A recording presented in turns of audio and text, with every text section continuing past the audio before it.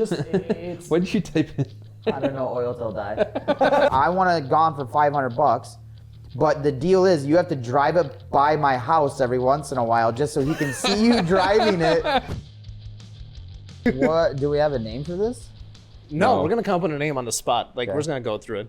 All right. Yeah, so this is gonna be kind of more like a casual podcast. I don't even know like we'll see what happens. I don't know. We'll see. Okay, so I want to talk about that ZR1 because what was the pricing? I posted it earlier. What did you say? 185 or what was base price? 170 and something then ridiculous like that. And this one, Dan, we're gonna take our phones out too if we have to. Yeah, because when we're interviewing people, we try not to take our phones out. But no, that ZR1, they just dropped the pricing on that. So that base pricing is what like a loaded up Z06 goes for, which is absolutely insane. And people are paying well over that. People were paying $260 when the Z06 first came out. So starting MSRP of $174. Yeah. Which is insane because a fully optioned out Z06 is $178 and you're getting really double the car, almost double the horsepower, but double the car for what is a base Z06 start at 120, 130-ish. Which phenomenal car, by the way. Like I'm gonna have an opportunity to drive one later this year because I drove AJ Stingray. That car is ridiculous. Like a Stingray for $60,000, bargain of a car. I feel like a C8 Z06 is a better GT3 than a GT3 is a GT3, if that makes sense. Why am I not? How many of these did you drink? Jesus Christ, Caleb. I know I keep hearing from people it's a point and shoot car, like it goes where you want it to go, but I'm not. Why am I not seeing? I guess I'm seeing some of them on the track. Because people can't afford them. I mean, people can afford them, but it's a lot of money to go throw around a track, which obviously Porsche guys do, but Porsche guys and Chevy guys are a little bit different. Did this? It did just shut off then? Yeah. Oh, okay. It should be off for a while because I turned the temperature on. I just realized, like, that'll be fun to edit. Yeah. Probably will be fine. It was just Caleb yammering anyway. Doesn't really matter. Yeah, it's the same sound. But no, I think they just bitch slapped Ford, dude. Oh yeah, 100%. Like, what's the GTD starting price? Allegedly, I looked it up before this. It was in the threes, I thought. Yeah. It was like 325, I think. I think so. Yeah, well, that's... So, what is that, 60% more than a ZR1? Don't do math, Caleb. And, well, so a third more than a ZR1, and really you're getting, 200 less horsepower. Now, the GTD might be finished a little bit better, might have some cooler parts as far as suspension stuff goes. Are we right back in the same thing where we were talking? Because we feel that the GTD is there to rival Porsche, right? So now are we back into the camp that it's two different deals? Well, no. So I think a GTD is more along the lines of like a GT3 RS where it has all the different suspension modes where you can go in and change that car and set it up for your driving style. Whereas I don't know on the C8 ZR1 if it has all of the adjustability that like a GT3 RS I don't think it'll be as much. Or a GTD, whereas like a regular GT3, it's kind of you get in the car and you just go drive it for what it is. Oh. But again, I think a C8 Z06 is still better than like a 991.2 GT3. It might be like on par, maybe a step, not even like a half step below like a 992 GT3. But I think that ZR1 might be that gap between a GT3 RS and a regular GT3, unless like this comes out and crushes lap times and that'll be I think that'll be the main factor, right? What does the time have to be before it's a contender with the GTD on the ring? Here's the other thing too. We've only talked about the track, the road course stuff. Most Corvette guys that I know don't go to the track. Most guys are on the highway or drag racing it. What will this car do if it's unlocked? Like, does it come stock with 78 millimeter turbos, which is we heard something at PRI, and we cannot repeat this to the public ever.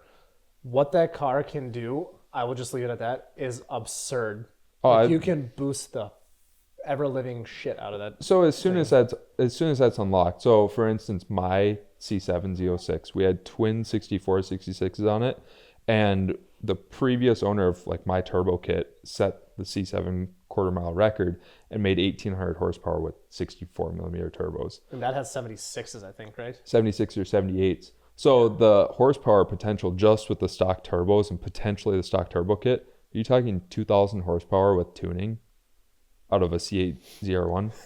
And that thing is beefed up. So like, it's super beefed up. So what if that car with proper tuning. Well, I don't know about the trans. Yeah. Well, and that's just it. Like they really haven't figured out the trans. I forgot about that. I need to make a T-shirt for him that says "That's just it." Well, they, from what I understand, it's not a matter of if; it's a matter of when on those transmissions on the C8s, right? Well, I've never really gotten into the C8 thing a whole lot. It's not been in my those forums yet? Yeah, it's not really my ballpark. I've never been a huge fan of them. I like the C8 Z06. I think I would entertain getting one down the road, but it's not like I like the traditional Corvette, like the ZR1, the Z06, where they're loud, kind of in your face, and just like really fast straight line cars, which I've obviously switched out of and kind of gotten out of the car thing altogether a little bit. But that's why more are you of even here? I don't know. I have a question for you, right? Because I went down the rabbit hole of looking like the Lingenfelter heads and cams setup for the C8s, right? Yeah. And I think it's like $12,000 or something like Yep. that, and you're making, I think it was like $550 wheel. Do you think is it a bargain, or do you think it's just absurd, or because the new car tax? I think a lot of it is just understanding how to work on the new cars. I don't know what's involved in doing a cam on a C8, whereas like a C7. You have to pull the engine. Well, a C7 You have probably to do. A C7 you have to pull the engine because the oil pumps on the LT motors, if they're not aligned in the exact position that they come off, because you have to pull the oil pump to pull the timing gear off. If they're not aligned in the exact spot, which they make alignment dowels for it when you pull the oil pump off and when you put it back on, but it re-clearances itself and you lose oil pressure. So you have to pull the motor out to have it aligned properly. I guess you could still do it, but it's easier to drop the oil pan off to get the pump off with the motor out. So I'm assuming in a C8, you probably have to pull the motor, and on those cars, it's probably a little bit harder than a C7 or a C6, which most good shops will charge $6,000 to $9,000 for Dan's using the keyboard. for a pulled up basic some heads visuals. cam setup. Now, what's really crazy is twin turbo kits for regular C8s, because people are charging like $20,000 or more for a twin turbo kit. Oh, I remember my DeVito highlights. And that really doesn't get you a whole lot. Like, Well, I think they were trans limited for a while too, though. Yep, they Up until were. I think they unlocked it in like 2022 is when I started the forums go crazy. yeah, so trans limited, but then also fuel limited too, because those cars are still direct injected, just like the C7s. That's right. They're DI only, right, for the Stingrays. Yep. And then So you have to add like a lot of companies like right away were adding a fuel tech and then adding port injection to them. So it's basically a glorified meth kit where it's just spraying a shit ton of fuel, and the computer for the engine has no idea that it's getting all the extra fuel or any of that extra air. It's just kind of tricked into thinking it's running at its stock level, which now it's significantly better, but I don't know. That it's crazy how expensive stuff is on the new cars for it to be that much. I don't think any of them are even, any C8s are in the 4s, 60 to 130, and that's kind of like an easy task for an M3. Well, Like the new M3. What are the new M3s doing? I have no idea. They've got to be in the 4s. Well, yeah, I wouldn't doubt that there are probably cars in the 3s on the street, the all-wheel drive and 1,200, 1,300 horsepower. I mean, there's no way there's not a couple of them in the 3s out there. I saw there was somebody that did the E-Ray, and it's pretty legit. Yeah, it was, I think it's Boost District, which Eric Simpson worked for them for like a month and a half. Okay. What a long career. Right? Listen, I know all about short tenures. Eric likes to kind of bounce around shops, just kind of help out where he's needed. Eric is always doing something, which he just started putting the turbo kit on his car this last I've been week. paying attention closely. Yeah, I've been getting a text every hour. Where does this go? I cannot. I can't wait till he does half-mile stuff with that car. Oh, I know. Because that dude will go race. Yeah. That's one thing I like about that dude. That guy is ready to just go have fun. Yep, 100%. Yeah, super nice dude. We should link up with him in Texas again. Oh, for yeah, sure. of course. I can't believe we didn't spend more time with him down there. Like I think it was a little goofy that last year. Who was it? Eric. Oh yeah, no, that guy's awesome. Yeah. We'll have to take him out, get some food with him for sure. Yeah. 'Cause, he came over and we swapped the forge lines Yep. onto the ZR1. And then the night I got pulled over, like Which time? However many times. Like the night I got hit, he was right there. Yeah. Didn't his buddy Ed get pulled over too, or no? Yeah, think he so. did. Did he? Yeah, I That's thought. when he got. Yeah, I thought EJ got pulled over. Oh. But now EJ's car has the 50-inch conversion and my 15s off of that car. So all of my parts from that car are like God, you just whore yourself out. living. My parts are all over the country right now. Well, what did you do with the turbo kit? You hand deliver it to him? All of a sudden, I heard it was going to him, and then all of a sudden I saw pictures of you eting barbecue with him. I think I talked to you like the day before, then all of a sudden you're in Texas. I'm like, what the hell happened? Yeah, so how it worked out. Well, just to kind of back it up a little bit more, after 3 years of that car being built with a bunch of different setbacks with the shop and mostly the shop we're well aware. and a lot of the shop and a couple part delays, but mostly the shop. After 3 years, the car was finally running and I was able to take it from the shop to go put some break-in miles on this brand new $40,000 motor. And I had made it from the other side of Eau Claire to the cities. Brooklyn Center. I went down to Hager City or Red Wing. Oh, you're talking about the other break-in day. Well, yeah, this was kind of like the whole day, but I'd driven basically down to Red Wing, back up to St. Paul, and then out to the Stillwater, and then me and Harris were going to go out to the street races just to spectate and just kind of cruise along, and we made it from downtown St. Paul to Right next Brooklyn. to Topgolf. Yeah, right next to Topgolf, so Brooklyn Center, and the car shut off going down the highway. The car literally shut. The lights flickered like a horror movie, and then all of a sudden he's like, "I got no brakes." I'm like, "Cool." Yeah, I lost everything, like absolutely everything.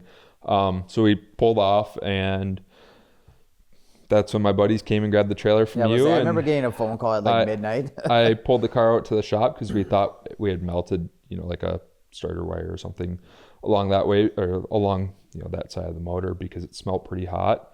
And turned out there was a lot more movement back and forth in the motor, so the car took out a thrust bearing, which I found later on Facebook that the shops don't put the one-piece drive shaft in or the solid torque tube couplers, which is what we did and is usually the go-to on C7s.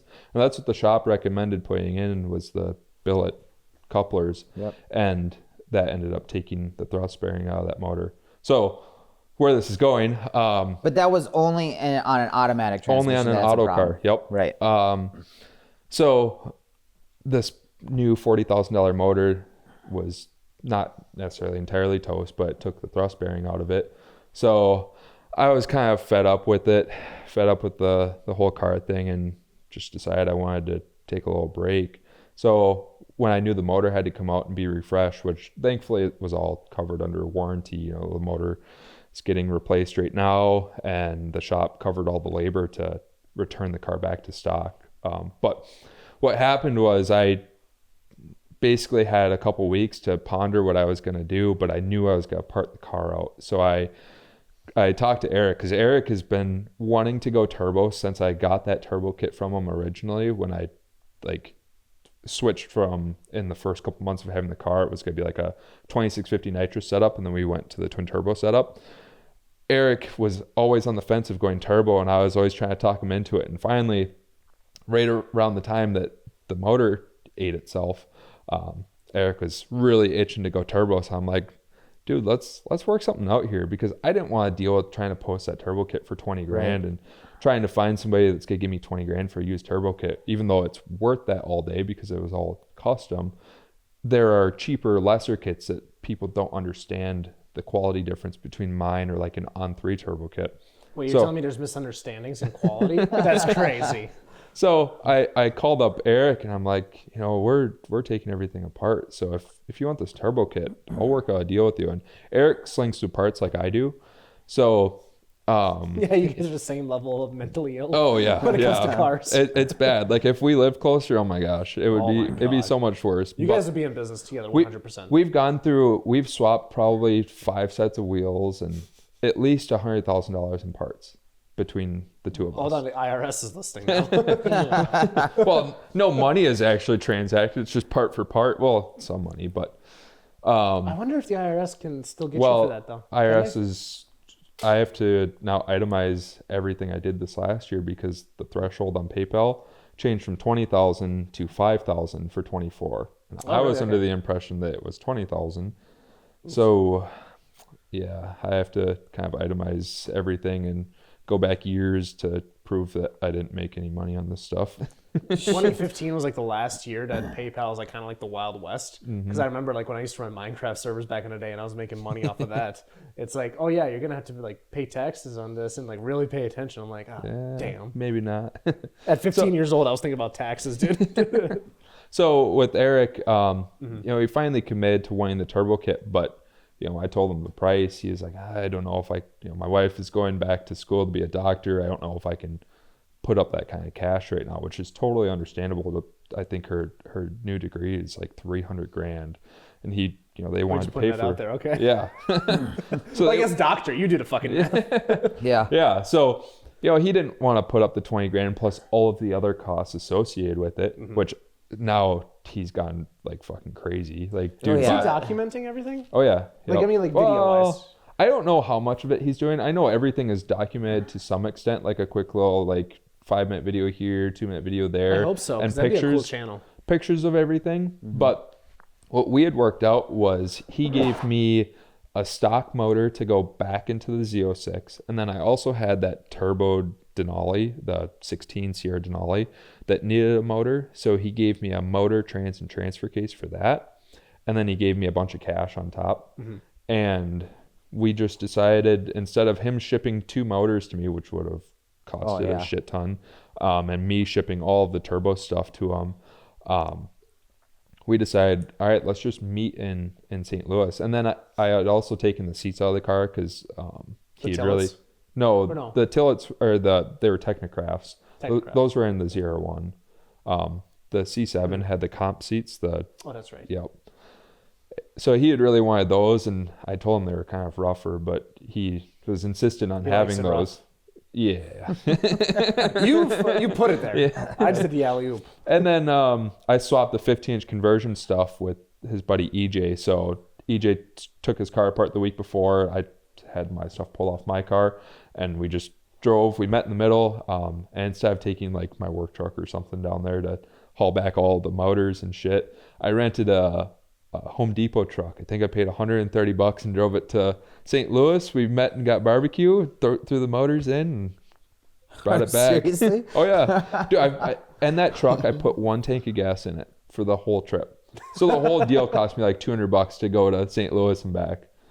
So yeah, that's how that ended up playing out. But when we got to this barbecue place, which I had to find the best barbecue place in Kansas. Is up there. Yeah. It was really good. Dan says that's the best place you've had barbecue, right? Kansas City is the best ribs I've ever had. Best ribs. I can agree with Which that. Which is barbecue. That's not beef. Actually, there's a place. There's different levels. Like your best brisket you're gonna get in Texas. Yep. I think Kansas City's got the best ribs. Everything's got their own little niche. Definitely. There is a place up by our cabin, right by Hayward, right outside of Hayward, in I think it's Trigo, right off 53 there, called Strongman. If you're ever going up 53, it's 100% worth the stop. Best barbecue I've had, like, up here, period. Which is...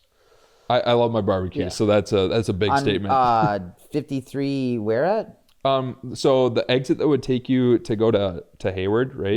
Yeah. It's literally right there. So when you go to get off 53 to go to Hayward, which we found it accidentally. We're building a new cabin on Nelson Lake right now, and we happened to be working on their water tower there, and all my guys were hungry on our way back. So I was like, oh, there's a barbecue place right here. Let's just pull in and check it out. So we stop in, and we were mind blown with how good that place was. And which, by the way, he used code Minnoxide for 10% off. Right. For this place that we don't know. That's the name right, in a barbecue place.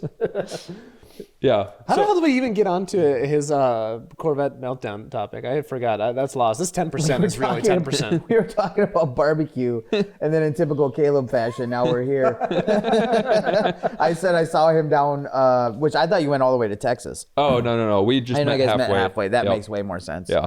Well, so right when we got to this barbecue place, it just started fucking downpouring. And this barbecue place is probably the nicest one in St. Louis, or not St. Louis, Kansas City. So people were going in like suits and shit. Like everyone was dressed up real nice, and me and Eric are like dressed like we Car just went guys. to fucking war, right? Yeah. And we were out in the rain swapping 2 motors from his truck to my truck, and then all of my turbo stuff into his trailer, and then moving the fucking engine hoist around. We were soaked. Like, we walk into this place, Just like a bunch of wet dogs coming in. yeah, well, that's what it was. I had changed my shirt because I had an extra work shirt with me. Eric didn't. He is just sopping wet. And we're sitting in this nice ass barbecue place, just dripping water. There's a fucking lake underneath us. And Eric's like wringing out his forehead, wringing out his shirt and stuff. And then people next to us are in suit and ties talking about whatever. I'm like, See, yeah. I would have met at a gas station and just backed the trucks in on one spot. Yeah. That would have been That would have been nice, but space limited, kind of where we were. And it wasn't supposed. When we started moving stuff, it was like sprinkling. So we were like, okay, let's do this quick. Mm-hmm. And then we were too deep. We were like, all right, fuck, we gotta just go. So yeah, it was it was a full day of just driving. I think I left at like 3 a.m. and met him, a little afternoon, and yeah, it wasn't too bad. But you had to get that thing back for the 1-day rental, right? I mean, yeah, that's wasn't gonna get charged another $150, right? All right, so back to this now. Are we? First of all, nobody knows anything much about the ZR1 other than horsepower and price now, right? And think I top heard- speed, that 233. Did somebody rumor like 9.6 or faster in the quarter? Yeah, the quarter is sub 10. We know Yep. that. But the draggy forms all want a 60 to 130, which we probably Yeah. won't get for another year and a half. But Unless one of the employees just goes and takes a draggy. we're talking one pulley change on a GT500 to get to that too, by the way. So, like, where does that fall into the value? Because those are under 100 now. But now we're talking modified cars. Now we're talking a fucking cracking the ECU, and you're into the 8s with this thing. Well, Yeah. not 8s, but... Well, I think for sure into the 8s Really? with tuning. I mean, there's no way it wouldn't be. And this is all also dependent on, I know that you can do this on pump gas, but it still is going to be dependent on what you put in for fuel. Was it? Too. Did they say something about it being flex fuel? I think all this is on pump gas stuff. I don't know Okay. if it's flex, but yeah. So then imagine going from like shit 91 to E. I mean, just not even like upping boost or doing anything, just with your timing advance, you probably make 1,200. That's or what I'm saying, more. dude. Like, people don't understand, like, after our last trip to Detroit, you got to really understand, like, just how difficult it is to be a manufacturer. Yeah. Like, so one of the reasons that we discussed with Sam, one of the reasons that the turbos are set up the way they are is purely for emissions. Mm-hmm. Like, Yep.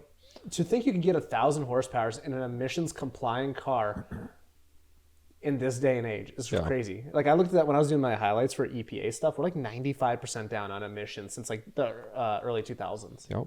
That's fucking bonkers. And horsepower on cars is just going up. And it's going up too. And it's like, but that also comes down to like ECU technology and just all that. If you can't just slide it in, get it to fit right, or it bends a little bit funny, it's time to get some proper mandrel bends. Whether you are a weekend warrior or a shop owner, Hayes Performance has what you need to get your charge piping or exhaust dialed. From flex couplers to T-bolt clamps, if you want to lay down some pipe, go to HayesPerf.com and use Minnoxide 5 to get 5% off any Hayes Performance products. That's HAZEPERF.com. Let's get back to the show.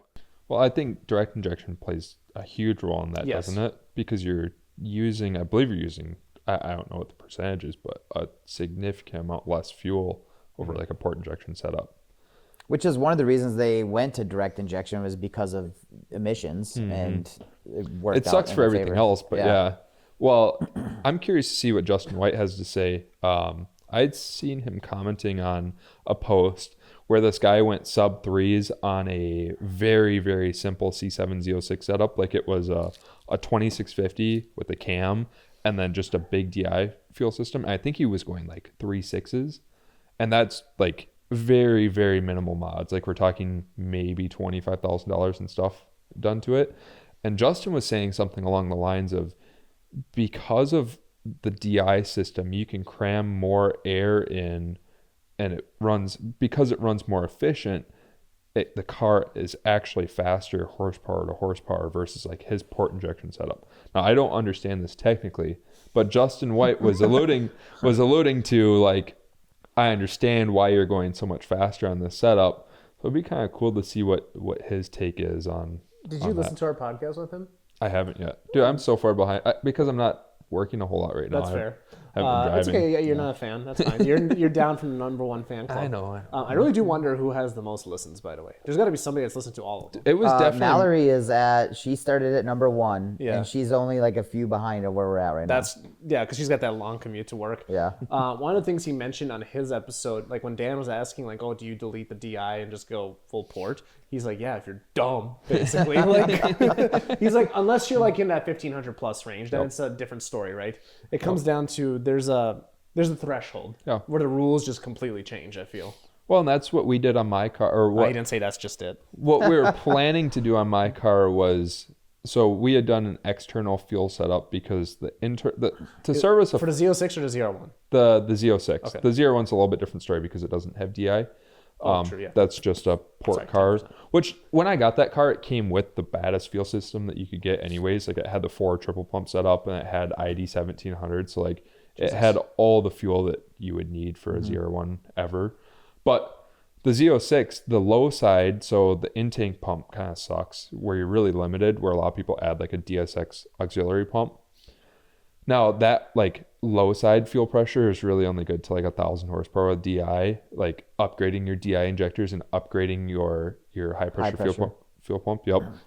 But what we had done is added a huge external fuel pump that alone was good for 1,500 horsepower that worked just like the DSX pump, right? So it was just mounted right in the driver's side wheel well, and that only fed the port injectors. So we could take, and we pulled the meth out of the car, because the car originally had meth.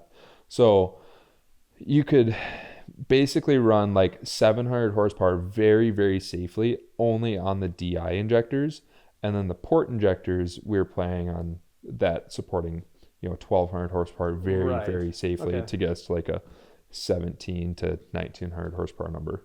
But didn't make it past break-in. So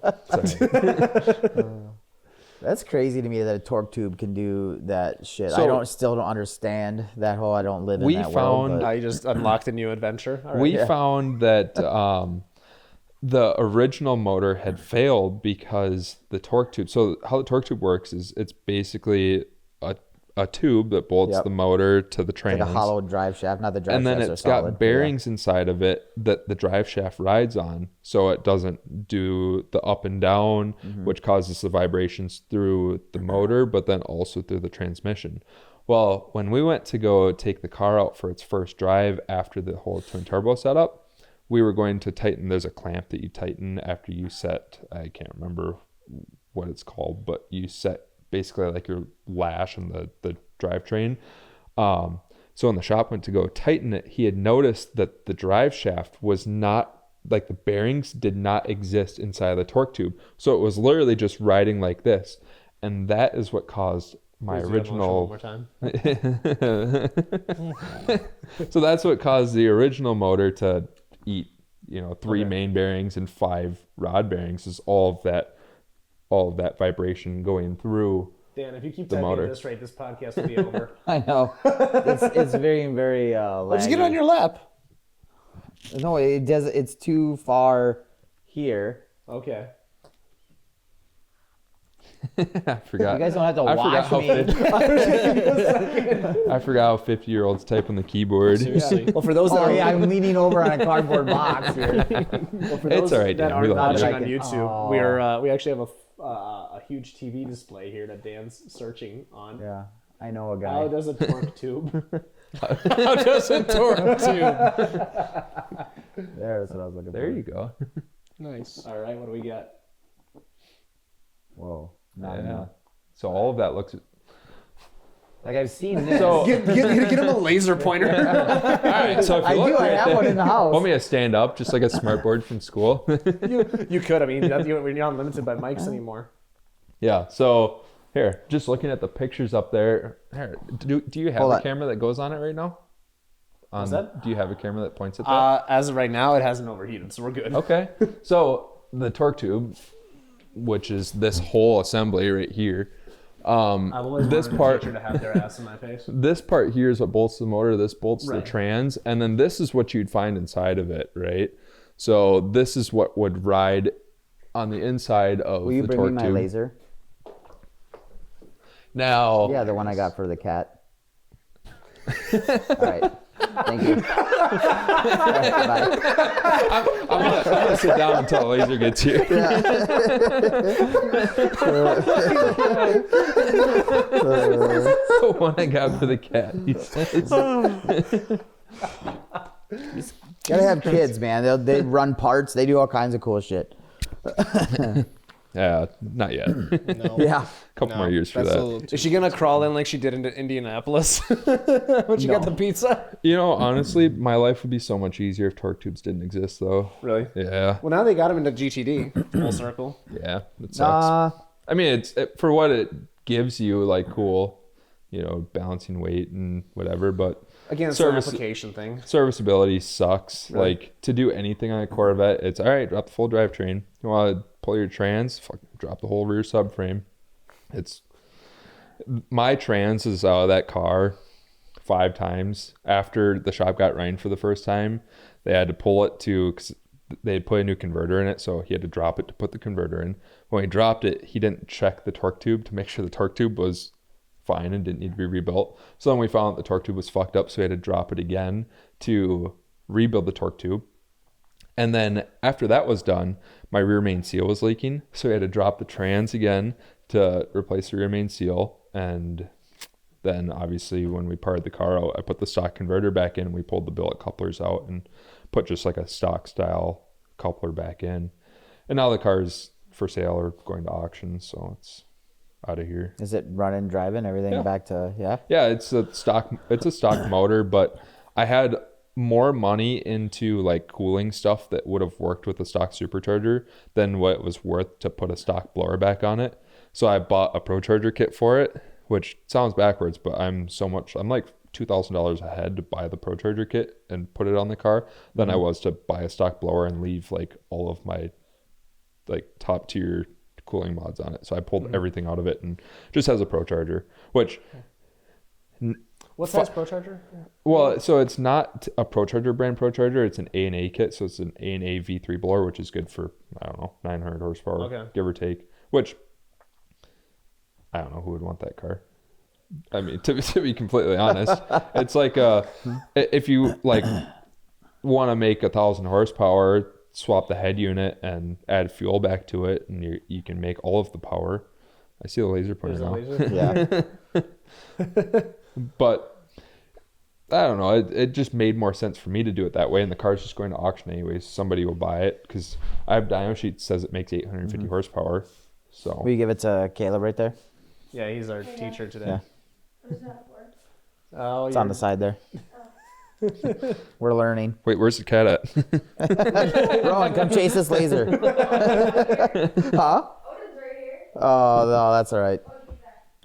I wasn't quite sure where I was going with pointing at stuff because Oh, yeah, that doesn't really work. I don't know if you'll be able to see it on camera either. but I can take a look real quick. torque tube. That's the drive So shaft that goes inside of it. inside the torque tube. Yeah, Here, so this is the that- drive that shaft. pointer on there? This is the drive shaft inside of the torque tube here. So it rides inside of this. So you have your couplers here, and then right next to the couplers is the bearings that ride right in there. There's like a little sight glass, kind of like right in this area that's, I don't know, 1/2 inch big that you can look in and technically inspect a torque tube. Yeah. But usually when they start going bad, you'll hear them like rattle around real bad, which was weird because I drove my car 16 hours back from Birmingham, Alabama, and didn't hear a single thing that led me to believe the torque tube was bad. So it was kind of a surprise. We had never suspected it because that motor was obviously out of the car for 2.5 years, and well, actually, it was only out of the car for like 1.5 years. And Right. in the At car, what point did like Corvettes start getting torque tubes? the C5s. Way early. Really? Yeah, Yeah, way I early. think it was either the C5s or the C4s. So like Okay. 1997, if they didn't come in a C4, I don't really know C4s. I don't know anyone that actually. So was it really a likes C4s. transaxle then? So there's, yeah, okay. Yeah, so the diff. So like in this picture here, Unfortunately, you this see is the not all blown out on the fucking video Yeah. too. so that picture, it's the torque tube up here, then the trans, and then your diff. straight out So- of 1999. Well, we gotta wait for it to load. It's the internet's not good. There it is. Yeah, Wow, that's so, HD. so your diff, your trans, and your torque tube. So obviously to service any of this, you have to drop all of your rear subframe, which doesn't take too long. Like me, I can work on stuff, but I'm not a mechanic by any means. I hate fucking working on stuff. But when I did my 15-inch conversion, so on the C7s, you replace I can't remember if it was your upper or your lower control arms. I'm pretty sure it was your upper control arm, your spindle, and then your tie rods. I had all of that dropped out, and you have to drop the subframe to get the bolts out for the upper control arms, or maybe it was the lower control arm, whatever the fuck it was. You had to drop your whole subframe, and I had that done in like 3.5 hours doing it on jack stands. This is the worst version of HPA, by the way. Plus, Andre's way more handsome. Yeah. So where's the clutch is on this side then, I assume? No, so the clutch bolts up to the motor side. Oh, okay. So it's in that little bell housing that's Yep. on the other end of the torque tube. Yeah, Okay. correct. So when you have to do a clutch on a Corvette, so a C6 or a C5 or a C7, it's a pain in the ass to do that too. It's I really like the fact. I mean, I've had my transmission in and out of the orange car a bunch of times. I can do it in 30 minutes. yeah, I had to do a clutch on my GT500 like the week I got it, and that took 2 hours to pull the trans. It took longer to figure out how to get after the trans, like everything was unbolted. It took longer to figure out that you have to turn the trans on those GT500s like upside down to clear the firehouse or the firewall, and then slide it out. Cause like I was fucking yanking on that thing on the trans jack, like trying to get fucking come free, and it would not fucking budge. And I watched a video, and they're like, "Yeah, you have to turn the trans upside down." I'm like, how the fuck am I gonna turn the trans upside down? So you start turning it. I'm like, this fucker's gonna fall off. And all of a sudden, fucking came loose, came out, and it like fell off the trans jack. So I'm like holding this, was a TR66. You just like holding it like this for dear life while I'm like 180 pounds at the time, fighting for my life. That's when I decided to get the lift. I did a transmission on a CTS, and I dropped it down on my chest and then wiggled up from underneath the car on jack stands. I'm like, fuck this. We did that on a lift too, but it obviously it was up here and then came free, and I was like, oh fuck, I'm holding this. So do you think that this, as much of a pain as it is, I'm not seeing them like, is the having all the weight back there really worth it? I mean, are they doing that much better that it's easier to just go with what Mustangs are doing? I have no idea. I think it's really space limited because Corvettes are so small anyways. I mean, inside of a Corvette, it's so tight anyways. Yeah. So imagine having to add another foot of space. I mean, You're limiting your entire market to Caleb-sized people. Yeah, that's why I never see a Corvette with a hood on it, because anytime you mod anything there, then you're touching the hood. well, it depends on how you do it. Like all of my cars, the hood should have fit. Like the ZR1, the only reason the hood didn't fit is because I had that dumbass under tray on it that I couldn't lower. So you have to lower. The ZR1 had a 5-inch intake on it and a 120 millimeter throttle body, which obviously is way bigger than stock. And to clear that, you have to lower the radiator support. And I couldn't lower that because of that under tray. But if I could do that on that car, the hood would have cleared no problem. And then on the I didn't have a hood on the C7, did I? Or did I? I don't know. I think you did. Yeah. Yeah. I was going to say, that car's a hood. There's no reason that one shouldn't have cleared. But a lot of the reason you see C6s without a hood is because guys will buy cheap turbo kits or make cheap turbo kits and do things for the gram where they put their turbos up and out and it looks fucking stupid because it was cool like 10 years ago.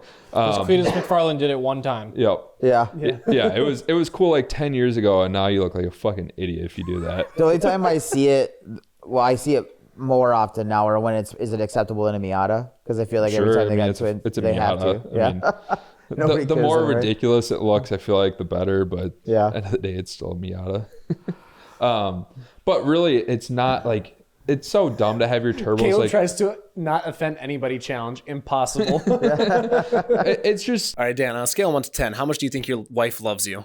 Ooh, it's got to be like an 8, solid 8. So by my math, she should get to this episode by like Valentine's Day, right? I think she should go get you a Haltech ECU for that 2JZ swap Bronco you're doing. Yeah, I would agree. So I think it would be great if she used your credit card to go to tunedbysean, SHAWN.com to get you a Haltech ECU for 5% off using code Minnoxide. Does that math out? Absolutely. I don't think we tell her about this ad until it runs, though. I mean, obviously there are some guys out there that are going fast with their turbos up and out, but it doesn't make sense from like a going fast aspect. Like, look at all the Vipers. They put the turbos down and back, and like my turbo kit, they were down and back middle of the car, because if you have all that weight up and forward up in your face where everyone can see it and it looks good for Instagram and Facebook, that's all weight that you have to try and transfer back to get the car to hook up. So when you have that weight down and back, it's easier for that to transfer. See, I don't know if it's just the old school or the fact that I'm way older than any of you guys anyway, but I like it when a car is super fucking fast but looks stock. Yep. Like the Helion sleeper kit for Mustangs is great. It goes just in front of where the cats are. Yep. And like the fact you pop the hood and look at it like, oh. That is 100% the way to go. I'm in the same boat, and that's like what my goal was with the C7. Like when I pulled up that one night to dinner, would have you ever guessed that car was capable? No, especially since it was the quietest Corvette I've ever heard. I've never, quietest Corvette I've heard in my life. Yeah. And it was straight piped. I mean, it was literally straight piped. It was, the custom headers to the turbos and then nothing behind it. And it was still, I mean, as loud as a stock Corvette, or maybe a touch louder than a stock Corvette. Barely. Yeah. But it did sound like, it was sweet that like just breathing on the throttle, the turbos lit like instantly, just like out of vacuum pressure, and then would make all the cool turbo noises. No, it would have been really cool had it not blown up on you, but like with that mustache you got and some New Balance shoes, it just like pull up to a meet with that car with all quiet looking stock. You just get out and you're like, yeah, cargo shorts and all, and then get in and just fucking blow people away. What do you think that car would have ran? Like, again, if we go back to 6130s. Oh, 6130s. What was going to be in a quarter? So the goal with that car, we had built it after a car that Tim King and my tuner Brian Huntsberger had done. So everything was identical to a T. And in 2020, off the trailer, like first pass out of the shop, having issues with their boost controller, they went 810 in the quarter. Didn't go back to the track since. Holy shit. Yep. And that was the exact same setup. So when I was still like enthusiastic about doing the build, Brian had got me to my wallet a little bit more, and I spent like an extra $15,000 on some other parts that I didn't necessarily need but wanted to make the car, kind of that next level boost controller stuff. And the goal was to he has I think 5 or 6 twin turbo C7s, and they've all since sold. People are just kind of getting out of the car. A lot of people are getting out of the car thing right now. But the goal, we were going to do a track rental and try and put all of them into the 7s. But, none of that happened. So, but there are definitely some cars out there. I think the car it would have been an easy 850 or faster car with minimal effort. And, having full track support from Brian, who's, really one of the best to do it, that car could have gone pretty fast, given no issues. Speaking of people getting out of the car game, do you guys want to open Facebook Marketplace, see what the first thing is that pops up? Sure. Yeah, we'll start with you. Yeah, we need to move on from Corvettes. My God. Yeah, I don't know shit about Corvettes. We've been so outside of everything that I know this whole time. I'm just like seeing you out of the corner of my eye. I'm like, this guy's gonna fucking fall asleep. No, dude, I don't know anything about. Well, Corvettes. I have a problem because I searched C8 Z06. I wanted to know what they were going for. Looks like you can get them for $140. What's the first thing you got on there? So the very first thing is a set of tires for truck, but then shortly after we've got skid steers, dump trucks, a wake boat, and then a couple bulldozers. So okay, so we know into your personality. The first thing, I don't know why this is 2025 Volkswagen ID Buzz, the bus. Oh no. Oh my gosh. I don't know, man. I saw a review on that thing. Everything's cool about it except for the fact that it has like dog shit range, like sub 300. So that's the only reason you would get a bus. And then there's a Yukon, and then what is this? 2014 M6. Oh, I think it overheard my conversation talking to who was it we were talking to yesterday about the M6. Yeah, just ridiculous. Ooh, some Polaris. What does yours have, Alex? Dude, I got a $2,500 230,000 mile Ford Fusion. I got a 350Z that is questionable, and an FRS.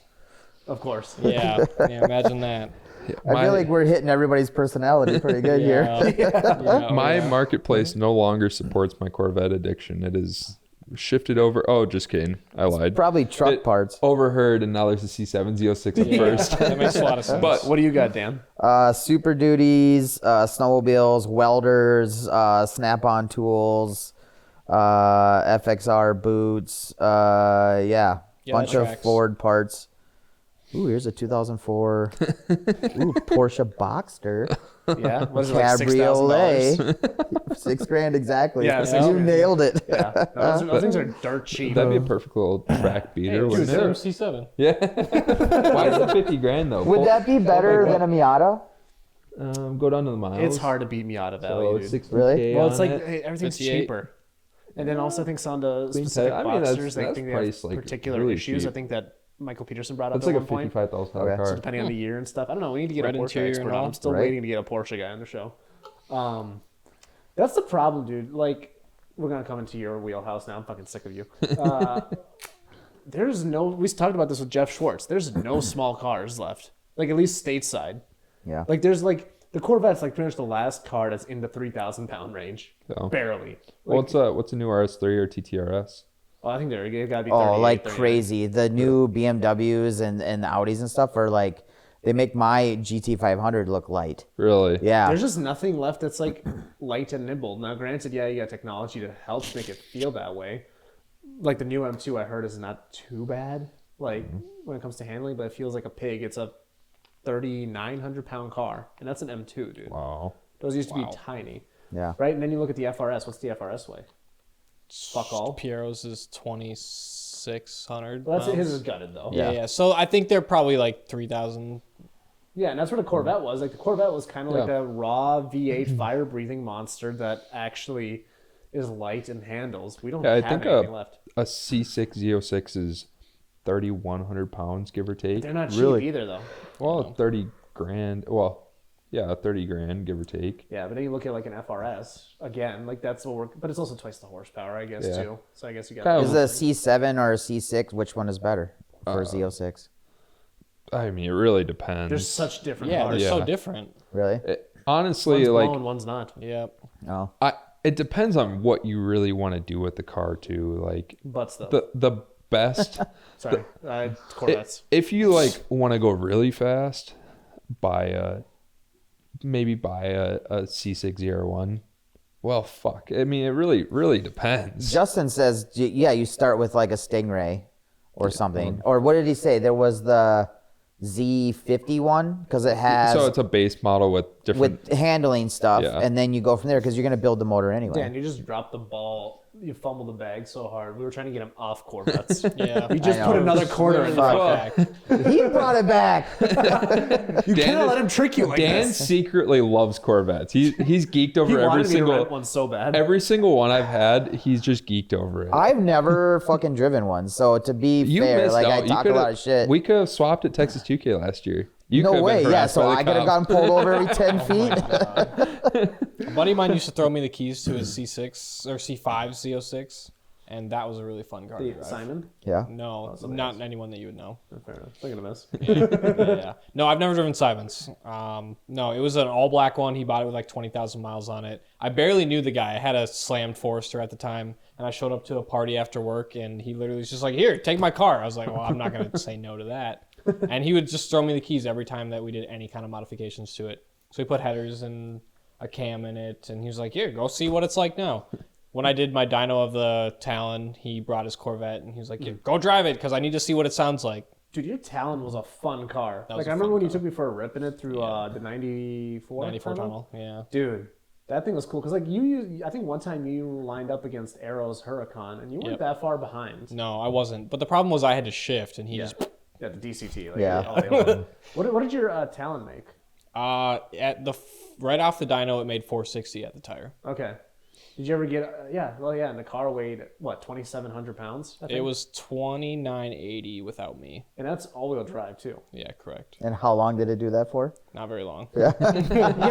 To be fair though, I took most of the boost out of it right away because I was worried about it. Yeah. Well, that's just DSMs in general, right? Yeah. Like anybody who says they started in DSMs, they're like, yeah, my life was miserable, but I loved it. Oh, dude. Right now, the car's perfect. It's turnkey. It's like 380, 400 wheel. That's and a sweet spot. Yeah.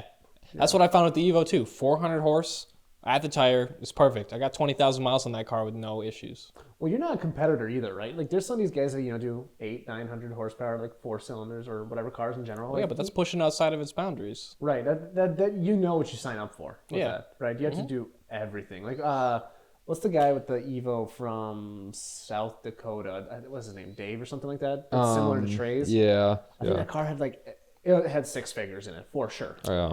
Like that's what you sign up for when you get to that level. Yep.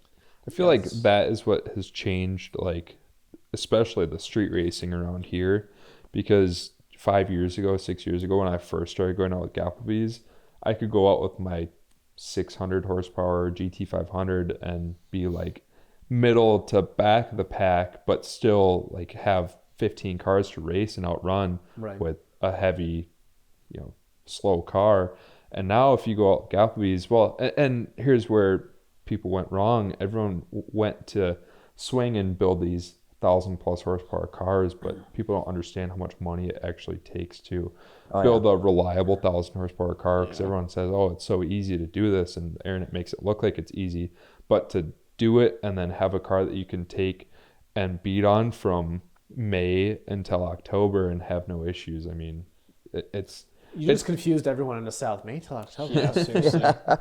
it's possible with the right platform or the right build, but a lot of people don't understand that it's not that easy. So people go swing for the fences and spend all their money to do a big build, and then it takes them longer than they were expecting to get it done, and then when it breaks, then they don't have the money to get it fixed.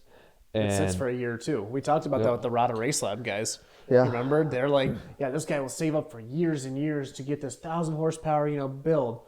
And then something goes wrong or whatever. And now, it's sitting for a year or two because the guy can't afford to fix it, and he has to fix it to sell it.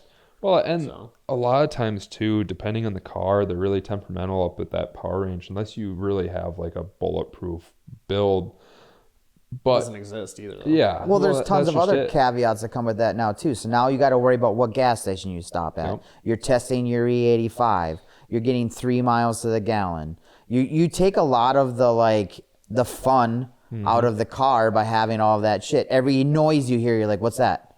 Yep. What's this? I don't remember that before. Is that a knock? White knuckle driving, just paranoid. Like, yeah. Every time I drove the ZR1, it was like that, and the ZR1 was bulletproof. I had zero issues with that car, but it was still like well, fuck, let's get a break on this, just because the C7, that was my last experience, was it blowing up. So I was always paranoid about, what's that smell? What's that noise? But the other thing too, smell, especially when we went for the ride in the Z06, you're like, what's that smell? Do you smell that? Yep. I'm like, yeah. Yeah, the car shuts off. I can smell the blackness of no lights. Well, and the other thing too, with people spending all this money in these builds, now everyone's afraid to go race because everyone's afraid to lose, which it wasn't. They can only like do that. 1 or 2 races now. Yeah, and it wasn't like that before. I could go out and race 30 times in a night, and I could care less if I won or lost the race. But I'm gonna pick on Trey a little bit here. There was a night I had brought out my black Trackhawk that made like 800 horsepower, and he had his S4 out, and I think it made like 740 at the time, and he refused to give me my 40 roll, which the Trackhawk was an animal from a 40 roll, but would only do it like we tried the Mike Johnson roll. Right. We tried. His was 30. We tried to line up with Trey for 10 minutes, like literally right next to him at 40, and he wouldn't look over at us. Like we were ready to race. And then finally he sped up to 60, we sped up, and we pulled out. I think like at 130 he maybe pulled out a car and a half on me. But afterwards he had told my buddy that was riding with, he's like, yeah, I didn't want to do the 40 roll because I knew the Trackhawk was going to get me. So I was like, well, why the fuck? I gave you your 60 roll. Why didn't you give me my 40 roll? Right. Which I understand, like, you don't want to lose to a 6,000 pound Trackhawk, but still, like, I want a Trackhawk so bad, dude. dude, they're so much fun. Dude, like that video, the one that has like the red eye hood or whatever that went viral a couple months ago, that black one, Yep. like it's just, dude. That's why I want the Whipple on the 5-liter. Dude, I want the whiny noises so bad. They still don't make a lot of noise. The newer ones. There's ways that you can, and I still don't Run the little understand how they tube. do it, but they poured it into the cab. Yeah, so on your intake, they run like a 3/8 hole or tube from your intake, and then it routes right into the firewall. Like, so you're how just does that work? it's basically just You like hear the noise when the throttle body opens. That's where you hear a lot of it from. But like, don't you lose like? since it's pre-blower, you don't lose anything. So technically, it'd be sucking air from the cab. Well, perfect. So I put a hot air intake, whatever you want to call it, on the GT500, and it made the whine louder. Yeah. Because before that it was a closed box, so you hear all that from that side. With Yeah. plastic and whatever. And that's all you need, like especially on the Trackhawks and the Hellcats. Like my second Trackhawk that I had, the silver one, I had already played around with like basically every setup on my first one, and I knew like that one I didn't want to go too crazy with, so I just did the intake, just a leg maker intake, so it's a carbon intake, and you don't really hear the blower at like wide open throttle. That's not when the blower is its loudest, but it's like when you're just barely like big toeing it, just easing into the throttle, and it just fucking screams. And like that's all you really need is, you don't need to go, fast everywhere you go, but just having like that little bit of like little bit of punch What does your everywhere you driving go. record say? But that noise makes you want to do it more, though. it does, Like, it 100. is a problem, because I guarantee you just adding noise also knocks down your miles per gallon. Oh, 100%. 100%. For sure. I have that problem with the Talon too. I got a small turbo on it right now, and it's so easy to just spool the turbo just a little bit and get the. I love that about my the last Golf I had. The turbo noises were always so fun to do. Yeah, I just This is saw a this one for the 38, first whatever. time. Oh. I haven't seen this one yet. Oh yeah, that's right. Yeah, you haven't seen this one's Yeah. stock. It's gonna be stock for quite a while. It's pretty cute though. It is cute. It's a good color. Cute. Yeah. It's. I'd like to at least get the handling stuff done to it, because this car, overall fun wise, it's a downgrade, but it feels very Audi-esque interior wise, which I do like. What year is it? It's a 23. Okay. Yeah, so it's 6 years newer, and they basically took everything from the previous generation Audi, and you're like, hey, put it in here. So, but in a nice way, it's like not noticeable. Like for example, like Kayla's been shopping for cars for his girl, and it's like the Tiguan to the SQ5. It's like barely a difference. Yeah, This is a completely new car interior wise. Honestly, I was like so disappointed. I've been reluctant to You go disappointed? I couldn't believe it. look. I really did not want to go look at the SQ5 with her, because You just knew. I knew it wasn't going to be like what I wanted. Now, if we didn't have other priorities like buying a house and starting a business, which is going to take a lot of money over the next couple of years, we just went and got an RSQ8 or a nice Escalade or something along those lines. But given that kind of changes like what the future would look like, obviously we could still buy a house, but like really doing it smartly, it just didn't make sense. So staying in like a conservative range, I didn't realize how difficult it is to find like a nice car under $50,000, which sounds crazy, Dude, but it's not the same world it was 6 years ago. Because again, my dad's in the dealer business, so I got to see prices just moon like a motherfucker.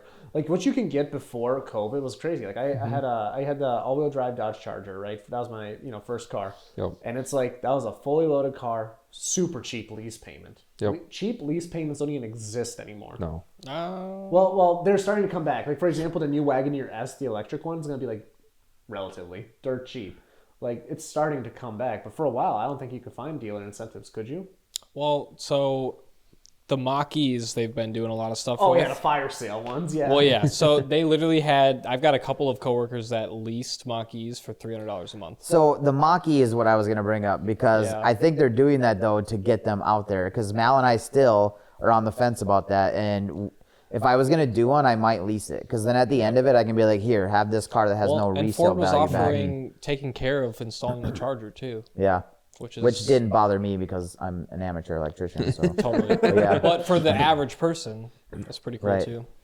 That makes a $300 payment really easy.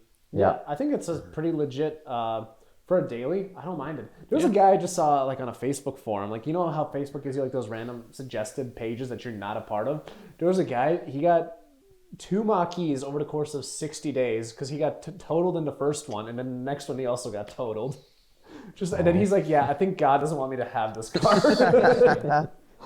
I drove a GT the other day that was in for recall work. Mach E GT? Yeah. Okay. Yeah. You see a big difference between that and the big motor, like the, was it dual motor ones? Or What's the difference between all the Mach E's? I didn't even realize there was like... They've got a whole bunch of difference, and I'm not like the expert on it. They've got like a California edition, they've got the base edition, they've got the dual motor edition, and then they have the GT. And there may be more in between. I honestly don't know. They all come with different interior packages. Some of them have like the panoramic sunroof, et cetera, et cetera. The GT has usually the better wheels, the better interior. some handling stuff. I think it's got some brakes and some Yeah, so they'll suspension. have the big Brembos that like the Mustang GTs and stuff will have. They're a those little are my faster, which I favorites. think is just programmed in. Like it literally is probably because I don't think it's much different than the dual motor, because I think they still have 2 motors, but it's got more pep. I mean, what they can do with electric cars is insane. Another one of the cars I've been pushing for Isla to get is the Model X Plaid, which now What are they down to now? probably sub 50 today. Are they sub 50s? I don't know. I know the Plaids were like sub 50. I saw a Model S Plaid for 47 the other day, but That's crazy. I mean, Yeah. You're giving 1,000 horsepower to people that don't know how to drive. That's so scary. that's one thing about like how difficult it can be to achieve the 1,000 horsepower is it actually takes like some money to do it. So that barrier to entry is a little bit harder. But now, given that anyone can walk into a dealership and finance a Plaid, I mean, you could probably work at McDonald's and finance a Plaid now. So like, Yeah, no shit. You Yeah. probably could. Right. yeah. That's So- one of the things that's interesting about the electric cars too. Like I had a guy the other day that he came in and he's like, "Yeah, I've literally never put any money into this car. I just drive it around." I was like, "Dude, your tires are at 30 seconds." You know? That's and a he's like, huge, "No, I'm not doing it. I don't put money into this car." I was like, that's a huge issue with the Plaids too. He was the is- one flipped over on the side of the highway. Like, Like, it's seriously. like 30% faster the tires go out or something like that, or a third So more. with the Plaid, the rear camber adjustment, the tires are, kind of set up for like track stuff. So these tires, I guess, are lasting like less than 10,000 miles, and guys are having like complete blowouts where like the whole inside of the wheel separates. Or inside of the tire separates. Yeah, because at first glance, it probably, and you don't take it in that first service. like- so they nobody never come checks in it. ever. Yeah. Literally, we see them maybe 10,000 miles. 10,000 miles. That's not a short period of time. No. And like no one looks at Am I anything. supposed to service my car more than that? Shit. But like Your if you see recommended that crazy amount of torque, Your recommended 10,000 mile oil changes are not a good idea, by the way. No. You Yeah, should yeah. do that Oh my like God. every Especially 4,000 for the miles. Ecotech platform. dude, I see people with Raptors coming in at 10,000 miles on synthetic blend oil changes. Raptors. Yeah. So with That's Isla's my recommended Tiguan, period, actually, by the way. I know it is Yeah, because with yeah. Isla's Tiguan, You get free oil changes? yep, we got free oil changes. So I told her, bring it in at 5,000.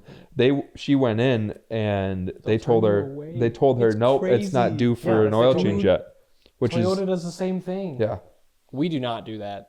Yeah, I bet. No. I think 5,000 is a sweet spot. Yep. That's I agree. where I like to go. See, now my Passat likes 20,000, but that's a different story. There's some cars that you just can't kill. I mean, and I had you a don't give Saturn that shit. likes used oil too, but it's a whole nother I haven't thing. done that one yet. Yeah. It's yeah, I don't know. There are some cars that you're like, I don't give a fuck less, and they seem to be the ones that run forever. It's and gonna ever be and a sad day when my Passat finally does die. Yeah. Because I mean, that's the longest I've ever had a car. I'm going on like 4 or 5 years with that thing, which is insane. I bought it like 160. It's got like 277 on it. But now that I have the new Denali, I don't know how much I'll actually drive it. I mean, I don't want to put stupid miles on it, driving it back and forth to Menominee all the time. But still, I think the Passat's gonna sit in the storage unit. So So here's a crazy article. See how long these cars can run without any oil or coolant. So this is motor1.com. oh, One of these Hondas did, let's see. 5 minutes, 20 minutes, half an Oh, hour. the Focus probably a is long first time. to die. The engine lasts about 14 seconds before it begins to make sputtering sounds. By the 20-second mark, the power plant's finished. All right, cool. So then, meanwhile, the Honda's engine is still banging off the rev limiter with a rock on its accelerator. Have you seen those videos before?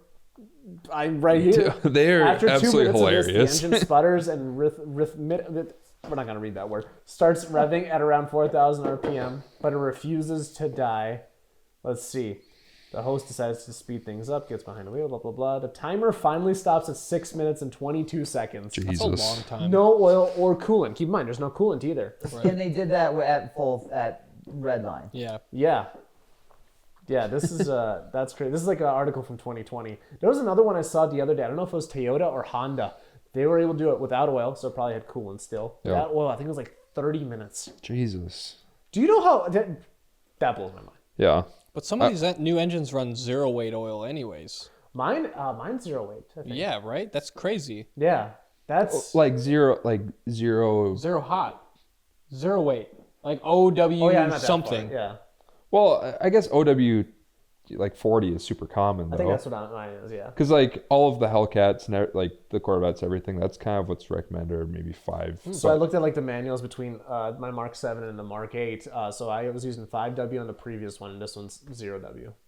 Yeah. I mean that's common on European cars, so is. Well, also the whole again, it comes down to emissions and all that Yep. dumb shit. Yeah. It's just it's. What did you type in? I don't know, oil till die.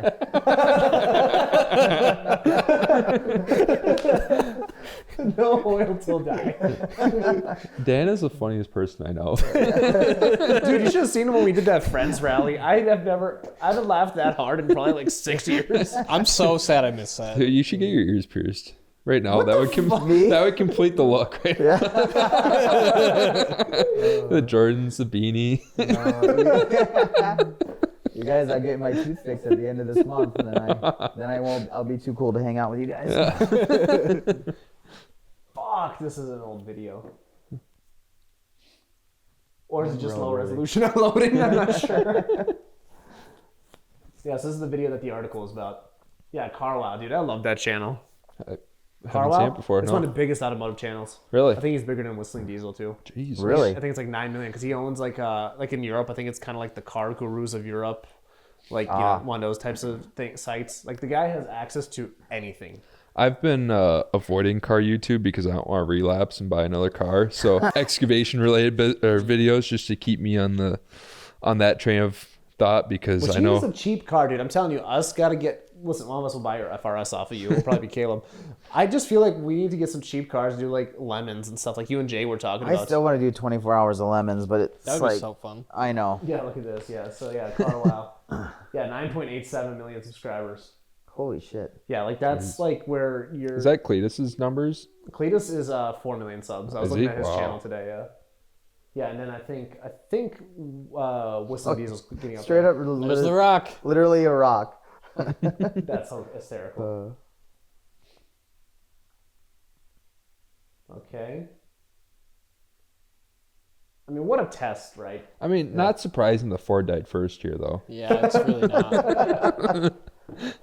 I feel like we need to bring the audio on. Oh, No, we'll get taken down. Okay. Yeah. Somebody grab a Chevy Cobalt. I'll outlast all of them. No way. No, I had those a are Dodge Ecotex, man. Spirit, Yeah. like a 90s Dodge Spirit that would not die. I sold the car like 2 or 3 times because I'd sell it to like one of my relatives for $500. Yeah. And then they would have it for like a year or 2. Then they'd give it back to me. I was like, "You still have this?" They're like, "Yeah, here, just take it back." Then I'd sell it to another relative. Same thing. I think it happened twice. I sold that car. The greatest thing about it though is I got it for $50 because my friend of mine called me and she's like, "Hey, I need you to help me. I need you to pick me up from the junkyard. I know you do car stuff or whatever. I'm driving my car to the junkyard." I was like, "You're driving a car to the junkyard? If you're driving it to the junkyard, it doesn't need to go to the junkyard." She goes, "Well, the transmission is slipping." I was like, "All right, I tell you what. How much did they say they give you for the car?" I was like, "I'll give you." She said $50. I'll give you $50. I went over there. I drove it to my house, and it was the transmission cooler line. oh my It was gosh. leaking, and I fixed it, and I dumped fluid in it. It would still slip from time to time, Yeah, but I probably 'cause it literally ran without pull fluid. in and just buy whatever transmission fluid. I didn't even give a fuck what kind it was. I would just pour it in, and it would keep going. Some some tractor transmission Yep, it fluid. didn't matter. That 2 car gallons was, for $13. I couldn't stop it in the winter. I was driving past like trucks stuck in the ditch. I'm just going blowing right past them.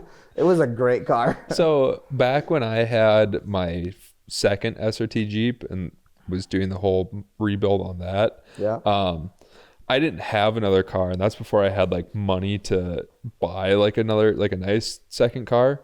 So first I had bought this Pontiac Grand Am that lasted like 2 weeks, and the trans went out in that, so I just like sat out back. But then my uncle gave me a PT Cruiser that you had to add coolant to every single time, but you couldn't add coolant to the reservoir. You had to add it like straight into like the thermos. You had to like pull the thermostat out and fucking dump it. But one time it finally did overheat and lock up when I was on my way over to my parents' house, and called up my buddy. We flat towed it to my parents, and then my parents were like, yeah, that fucker's not sitting here. So we flat towed it like 20 miles to the junkyard, and there she went. I think they gave me like $300 for it. Yeah. Which I probably should have paid Uncle Ben for that, but whatever. Hey, there's still time, man. Yeah.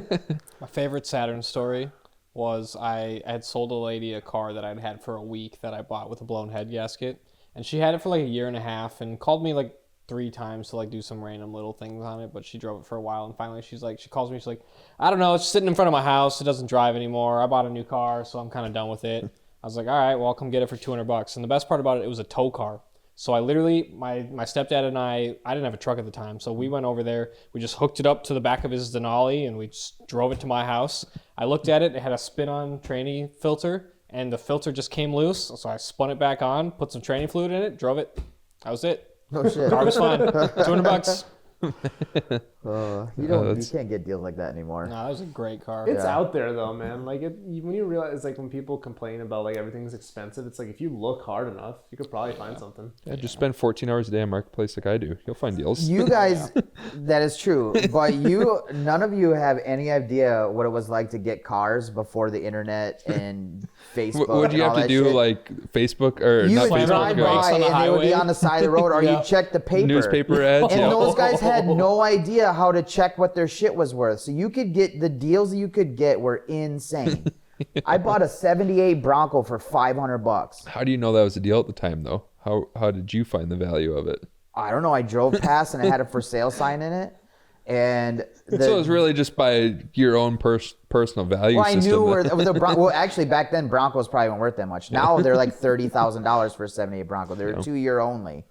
But I bought the truck for $500, and it was in Hudson, and I was like, "What did that say? 500?" My dad's like, "Yeah, turn around." I turn around. I could see the drive shaft laying on the ground, so I'm like, "All right, cool. That's not cool." So I go in and I talk to the guy, knock on the door, and he's like, "Yeah, my son keeps whipping shitties in it, and he blows the U joints out. So I want it gone for $500." But the deal is you have to drive it by my house every once in a while just so he can see you driving it. And I was like... You have to whip a shitty right in front of his house or something? No, I didn't. I drove by a couple times. And all I did to get rid of it is I went under, or get it out of there, I went in and just tied the drive shaft up, and I put it in 4-wheel drive and drove it away with front wheels. I just drove it back to my house, fixed the U-joint. It was great. I sold it for like $3,500, which again is another like I got had now too, because now they're worth 30. Yep. So that kind of sucks. But no, it was a great truck. But you never know when you can see that random shit. I still think when we were talking about going to Texas and bringing back trucks, when I drove back through Kansas, I took some like back roads and stuff, and I'm like, my God, man, there's some like farms and stuff out there that just got like F-150s sitting out in fields that are totally rust free, ready to bring up here and just sell for $10,000 more. Yep. Dude, I love being anywhere in the South. All the cars are just so much nicer. Yeah. I mean, like paint fade, sure, but like that's whatever. But seeing all the old You can just plastic cars. dip it. You can cut it and buff it. Yeah, right. Can you give me the spiel one more time? It's been a while since I've heard it. At Texas, which I'm not bringing my car, so. We haven't decided on that yet. Yeah, well, what if we need something kind of fast? Kind of fast. We still got to do the install on your stuff. Oh yeah, that's right. That's after Texas 2K, right? Yeah, it was in April. Oh no, I'm just saying in general. Like we should do all your your VMR stuff. I think right. VMP. VMP. Yeah, it's all right there. Wait. What do we have? Do we have like a 900 horsepower GT500 sitting here now? Just It's been there for on a the shelf? year, Caleb. What the? Why are we not bringing? I'm holding off on tuning. I cannot pick a fucking tuner. I don't know what my problem is. But I don't know who for you sure. You know who you should reach out to is Kelly Aiken. Have you seen him on the pages? Mm-mm. So he owns Keltrack suspension, and he's always posting on the Draggy pages. I've heard great things. Today, Calvo shared the driver mod video that Calvo shared. That was Kelly driving. Gotcha. So you should reach out to him because he's had multiple GT500s, and he's gone like threes with like a Whipple and suspension. Yeah. So maybe shoot him a text. Lund tuned my orange car, which has been rock solid. I love that the car runs great. It seems good. So I don't know. My problem is I want that selectable maps. I want to do that, be able to switch like Mark does with his, which I can, but every tuner that I talk to personally seems to want to stray away from that. What's the big deal with like using, so obviously they're using HP tuners for it now. Yeah. What's the issue with having your RTD on your phone? Like with the ZR1, I could switch from maps on my phone in 2 minutes. I think it takes about the same. That's probably the route I'm going to go. But it doesn't seem like that's a big enough deal to like have you wait anymore. Like here's the other thing. I keep hearing these rumblings of something new coming down the pipeline, and how it works for me is as soon as I buy something, the brand new thing will be right behind it. So I probably should just buy something. He's gonna be so mad because he's been waiting for over a year now. Because this is Black Friday, like 2023, right here. I do think I remember when you said you bought this like right after we decided we were going to 2K last year. But do you know how annoying that would be though? It's like, all right, he's gonna pull the trigger, next week because Caleb said this, and then. After he gets it all installed, motherfucker, Yeah, it's not a big deal. It's fucking. It's been a year, Dan. Tuning's not crazy expensive. It's gonna happen before our thing down at the Dragon Drive. Yeah, the Dragon Drive. So I've been working on my shop here. It's coming in the shop next after I fix my truck because I've got a rally at the end of this month that I got to use my truck for. I cannot believe how much square footage is in here, by the way. I didn't know this garage existed. There was tons of junk in here before. Yeah. Well, is that the one that was parked here before? That's on the lift? Yeah. Well, right now, Rowan and I are working on it. So, we're shaving the engine bay. Okay. We got the welder at PRI. Her and I both got nice new fancy helmets. And from Lincoln I Electric? thought I was a shit welder, but what happens is if you actually have a nice welder and gas, I was doing flux core welding before, but I evidently is not that bad of a welder. So I bought Scott Rod panels. So this thing's getting shaved engine bay. Her and I'm painting it right now with weldable primer just to kind of get the bare metal gone. And then shout them out. We need sponsors. No, fucking I'm kidding. Scott Rod panels. They were cheap. Hey, you know what? A grinder is a welder's best friend. I know. I have plenty of those too.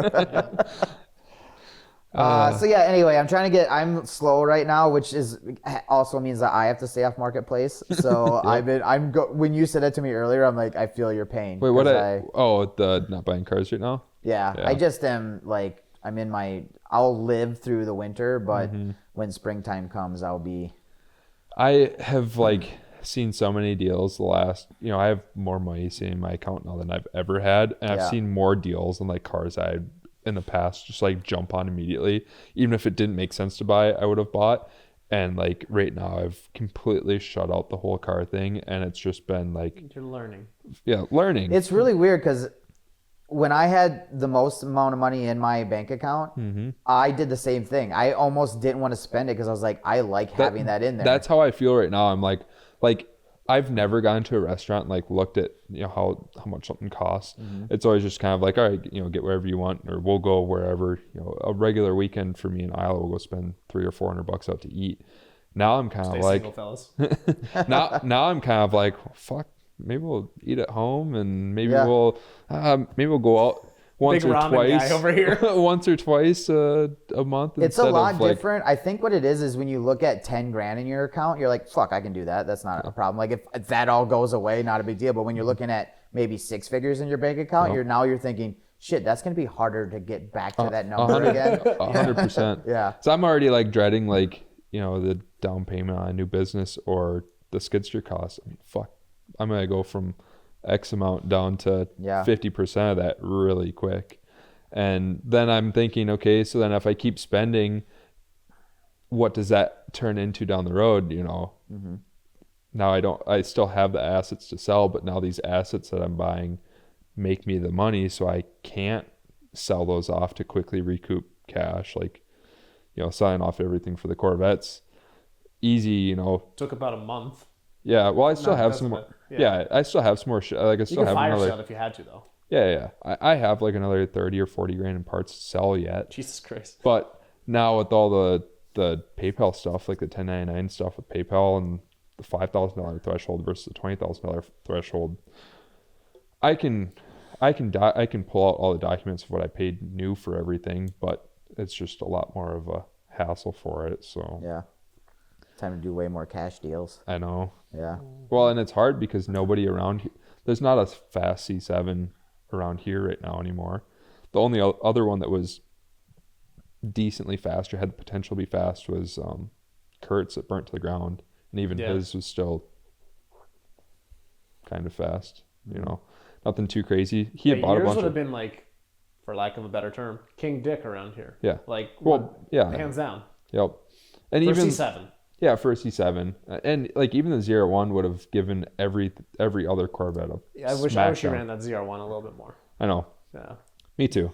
I mean, without the 250, 300 pounds of weight that I shaved out of it this last summer before I got new draggy numbers, that car would have. Can you release what you did on the draggy yet or no? Yeah, we went 3.6s spinning, pretty bad. So, and that was like at 3,600 pounds too. What did the car make power wise roughly? Do you have any idea? On that was probably around 1,100, and that was still before we figured out the belt slip stuff. Because I rode in you. Pause. That was so Spartan. All right. Rewind. No, when I rode in the ZR1 with you, I almost said it again. Yep. Even with the belt slip issue, dude, that thing pulled. Yeah. That was the fastest car I've been in since like Adam's twin turbo Viper. Yeah. Because like I don't get ride-alongs as much like as people think I do. I try not to ask for them. Yep. Well, and I feel like people, when they like you ask for a ride along, then people go out of their comfort level and try and show off. And There's that too, 100%. Yeah, that's one of the other things. Like that's why I trust riding in Adam's twin turbo Viper because I know he's not here to show off. Like when he got his latest iteration of the build, I was the first person to ride in that car. And like there was a few moments where I was like, all right, easy Tiger. Like he got a little comfortable real fast. But ultimately, like I trust the guy as a driver. And that's one of the things, like 100%. If you get a ride along from somebody, they might try to flip an FRS on a track. Like you just never know. so That was the most intense ride along I've ever been on. And that's how much did the car make? It was like a 180 horsepower car. Yeah, it's not even 200. It's like 190. Yeah, it's a lot. So with everything that we had done, like from Texas 2K or shortly after I had done those numbers, I can't remember. Was it like May that I had done that? May or April? When you did what? The 3.6 when I sent it to you the first time. It had to have been something like that. So it was before like I. Because you bought the car in October, you got pulled over 3 times in Texas, and then you got back. And then when did you sell the car again? October? I don't even know. September, I think. Yeah. Which I didn't even drive it from. I literally did not drive the car from May until I sold it. Yeah, you just clicked off like a 3.6, and you're like, don't tell anyone, LOL. Like the car had well, everyone says this, the car had so much more in it, but literally that, like it was cold roads, like we were spinning our fucking ass off, and yeah, I think talking to Danny, which RIP, I think we had like a 3.3 or a 3.4 6130 in it. That's people can't fathom just how fast that is. Like, there's only you have to realize, like, draggy forums aside, right? Like, it's such a small percentage of people that know what fast cars are. Like, that's just Well, and the other thing too is, you know, that's the 6130. That car also did sub 3s 100 to 150 as well. Did you see in the draggy forum the Nth Moto Viper, the red one? Yeah, where he went like 3.6 and the G meter was like this. Yeah, just out of this world. Like, so I have it pulled up here. You can literally see snow in the background. And that's how much is that? Yeah, so that car is making it makes 1,300 up to around 2,000. Yeah. A dual parachute car makes 2,000. Dual parachute car. And literally, like, you see snow in the background. It's like, oh yeah, cool day. Just clicks off at 3-second 6130. I can't reveal this, but yeah, on my first go around in the latest version of that twin turbo Viper, It was nuts. Yeah. But then you also get like these all-wheel drive cars, like the Dazas. They're in like the high twos, I think. Yeah. For like a 1,300 horse car. So I don't know how secretive Lethal is about any of their stuff anymore, but Careful. well, I mean, now that Danny's not around, I don't know how that torch is gonna be carried. You know, who's gonna push these cars any further? But they had a car go 6130, which Do I have to bleep this? maybe I don't know. You can All right, you can cut, say bleep, say all the things for me in editing later. you can say you can just bleep the part, but Yeah. the number part. But they've gone that number and did it a couple times, and they just wanted to go a little bit faster before they released it on the Draggy page. So for a Corvette, and that was just a 2650 setup, like a piston rod, exactly what my car was. And my car was supposed to go down there this winter to get exactly what that car had. So basically just put it on a Pro EFI and just tidy up some of the wiring stuff on it. And Did that car go to auction? mine, Yeah. the ZR1. So when I sold it, the kid had it for 2 weeks, which we turned it down a shit ton for him. I put the bigger pulley on, and then we pulled 6 degrees of timing out of it. And then he took it to a new tuner, and our hot map was 24 degrees of timing in it. That's the one that went fast-ish. His new tuner had 29 degrees of timing in it, and he lifted a head. He was texting me. He's like, was it ever leaking coolant before? I'm like, no. And he's like, sending me a video, and he's like, yeah, every time like it just sits at, after I drive it, there's a big puddle of coolant under it. And he sends me a video, and like the expansion tank is like gurgling. I'm like, yeah, I think you lifted a head. He's like, yeah, I was kind of worried that when the tuner turned it up this much. I was like, dude, why didn't you just like wait and just learn how to drive the car first? But then he kept on asking me like over and over and over. He's like, can I drive the car? Like, is it fine to drive? I'm like, I don't know, dude. I can't see the car in person. I don't know what it's doing. So I asked him, is it overheating? He's like, no, I don't think it's overheating.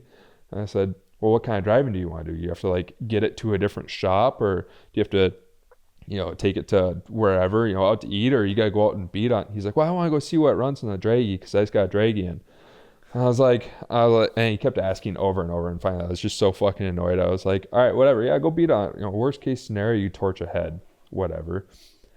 So he goes out with a lifted head and on his new tuner's shit tune, because I'm guessing made less power than what we made with 24 degrees of timing.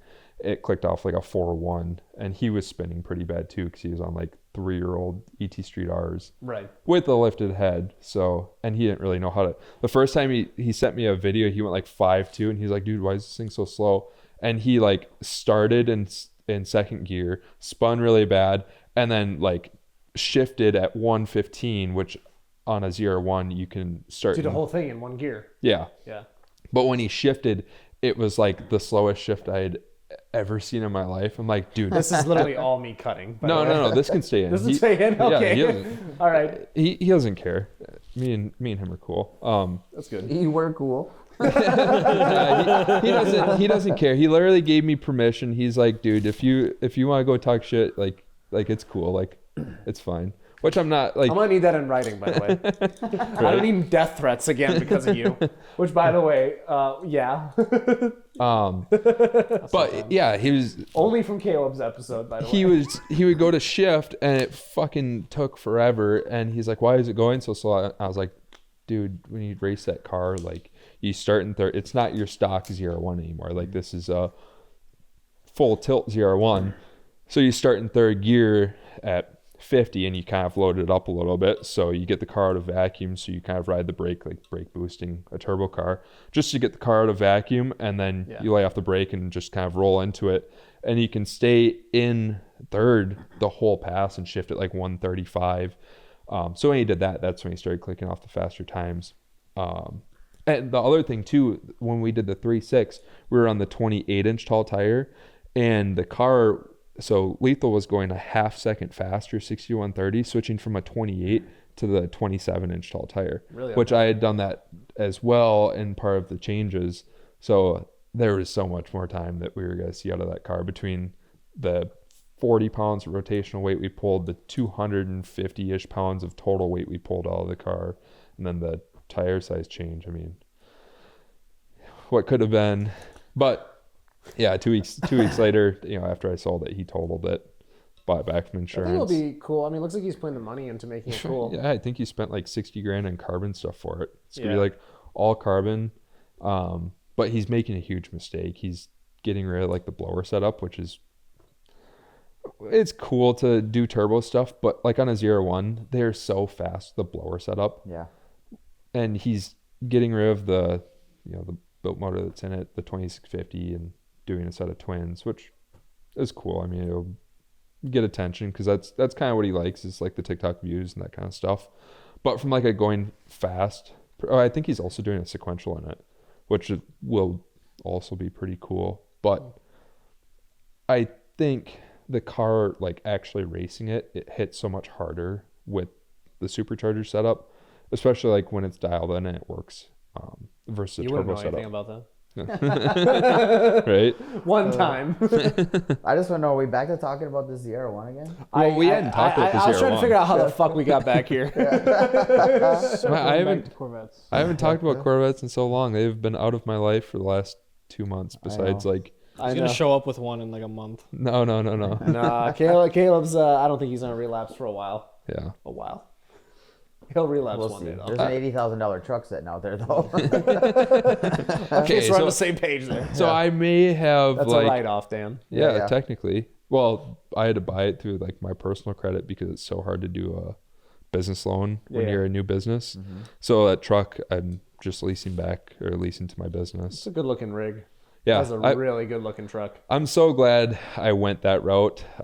As So I- opposed to what? well, I was only gonna spend like $50,000 on a truck, but I found out pretty quickly that $50,000 either gets you a super high mile 2020, Yeah, yep. or I spend a little bit. So I don't want to get a high mile truck because this truck makes me money. So to get something with decently low miles but isn't super old, you're still looking at $60,000. So $60,000 for a truck that doesn't have warranty, I spend another 10, 15, 20 grand have warranty, which, obviously I financed this truck. I didn't pay cash for it. So my difference in monthly payment was only $150. So, Oh no, the bank owns my car. well, yeah, I could have bought 2 or 3 of those trucks in cash, but it makes a little more sense to finance Dude, it. the people who say what's the common phrase? Like, oh, the bank owns your car, so our deal. My car's paid off. My $500 jalape's paid off. Yeah, I see it all the time in the fucking groups. the They're fuck like, if cares you can't pay when- cash for it, you shouldn't Nobody fucking. cares. And the other thing too is it's equally as annoying when people say, "Oh, well, I financed it so I could put it in the stock market and invest it." It's like, that's equally stupid to go say that. Like, if you're gonna finance a vehicle to save capital, you should spend that money elsewhere, On not more staking. cars. Well, yeah, more cars. Yep. So On Dan's got Facebook a Marketplace. Yeah. I think this is my problem as well. Yeah. But like, you should take that money and actually invest it into things that would make you more money. If you own a business, some more equipment or more employees or whatever it might be. But The stock yeah. market is okay. I mean, I'm just saying that 1 year my 401k was down 15%. Was really great. Killer. It depends on too. Like sometimes it's nice to be able to. It depends on what you have. If it's a beater and you could throw back a general liability on it, then sometimes it's kind Dude, of cool that to have Lincoln it. is perfect. The Lincoln is. It's my Passat. Yeah. It's just gonna go forever. I don't give a fuck about it. You got it Although for $2,000. mine's got tabs on it. Man. oh, hang on now, hang on. I don't even fucking own the car that the plates are registered to on the Passat anymore. So I I can't. know. Jesus I was trying to like say it without throwing you under the bus, and now you've done it on. Well, hold on, Dan. While we're on it, how's that FBI investigation going on? Oh, while well, we're at it? I no longer own the car, so. Well, if Progressive is listening, that windshield, well, the car got totaled, so it doesn't really matter, but he's got a new windshield for the car. I think it got delivered yesterday. Oh my God. They actually posted, apparently a ZR1 windshield's $1,000. Last time I looked, it was like $600, but That's Oh, that's worth it. That's worth an FBI investigation. that's what I'm saying. I wasn't $1,000, trying fuck to pay for that. Yeah. The Mustang one is $200 difference to get the little Ford thing on the top. And I did it the first 2 times. Then after rallying so much, I'm like, nope, I don't care. Yeah. Put the cheapest windshield on her because I'll need a new one every year. Don't they make like a film for the outside, like a It's like really clearly PPF, yeah. Is it? Yeah, It's really and I've heard it's expensive. not that. Still, not It's like that almost great. the cost of putting a new windshield in your car. Yeah. Really? Yeah, the And they films don't. is crazy. I'm guessing they probably don't warranty your windshield then, like having No. a guarantee. No. Oh, well, they can suck a dick then. I got a chip in my windshield with 70 miles on my truck. Oh, It's still there. 70 fucking miles. Did you beat up the truck pretty good on your Vegas trip too? Yeah. Oh, that's Yeah, I took right. it off-roading and I was like, oh, this is fine. And then like literally running board on a rock. My mom's just in the passenger seat. She's like, oh my God, I'm just laughing. Whatever. I think I remember like 3 months before they were like, nobody touch the truck. Wipe your feet out before you get in it. Well, I mean, like, to be fair, at that point, it had like 100 miles on it. Right, right. At this point, it had like, 12,000. Yeah. I wonder what the curve is, right? Like, okay, so I got my car at 6,000 miles. I cared about it so much. I was about to get PPF. I was gonna tint it and everything, and like I progressively stopped giving a fuck. Like there's got to be like levels to giving a shit with a new car, right? Like first 100 miles, don't touch it, wipe your feet off, like Dan said. Yeah. When does the drop off, right? See, I bought my truck with 30 on it. Yeah, you don't give a and- shit from the beginning. Oh yeah, I didn't give a fuck about it from the beginning because it was dirty when I I, saw your got it. ZR1 when you got when that dude when you got rear-ended in Texas. He didn't literally. care. I mean, I really don't give a fuck about. I mean, I like my stuff to be nice, but end of the day, Everybody like was gonna like That guy was kill that dude. That guy was high as fuck and in pajamas. Like, I what know. the fuck are you doing out I don't here? think he was legal either. I Did don't you think see so the either. copy of his driver's Yeah. license? It was fucking paper. It wasn't fucking legit. Oh, He's got just a notepad that says, I am legal to drive. Or it's like, You know what I should have done? I should have made him arm wrestle Eric, and if he lost, I had to call the cops. That would have been fucking hysterical. That dude would have lost his shit. he would have just left. Yeah, I'm pretty sure I saw that car in a tow truck the next day. probably. Like when we were leaving Texas, I literally saw a silver did say that. HHR. Speaking Yeah. of, has anyone found that tire yet? No. No, I've got This no year will go message. luck. Not that Yes. yet. I've got one You ever wonder RR. where it ended up? Like, do you think it just ended up at like a Texas DOT sort of like junkyard or something? Or Just a $600 tire chilling. yeah, I don't know. It was like, I watched it come off and roll, and I'm like, fuck. well, the way that Dan I- stopped, right? Like, I was sitting in the passenger seat. And he's like, "Oh, we lost a tire." I'm like, "Fuck, did we blow a tire?"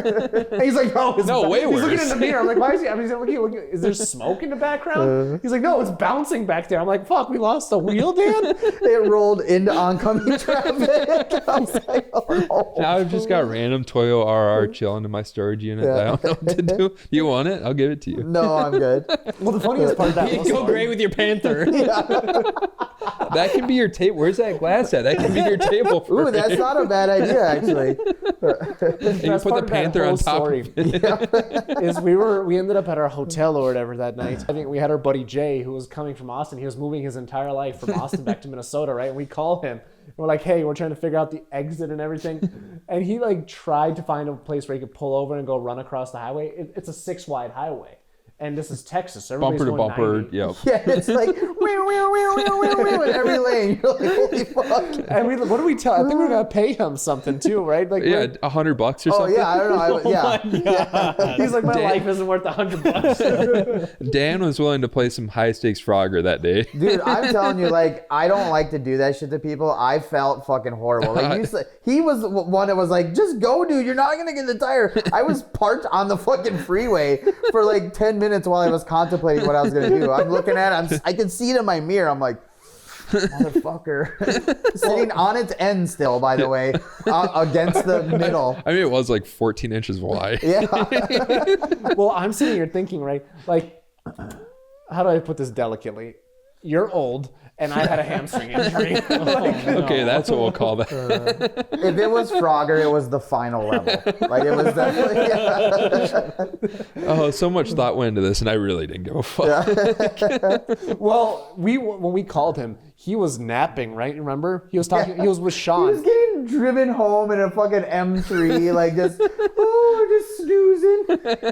And I wake him up, and he was like when I hung up and I heard this, it was either you or Sean that told me after the fact that you were just like, "Fuck this," like you were just mad, and then you kind of like chilled out throughout like the next hour as you woke up, but like it felt like you just woke somebody up from like a shit nap.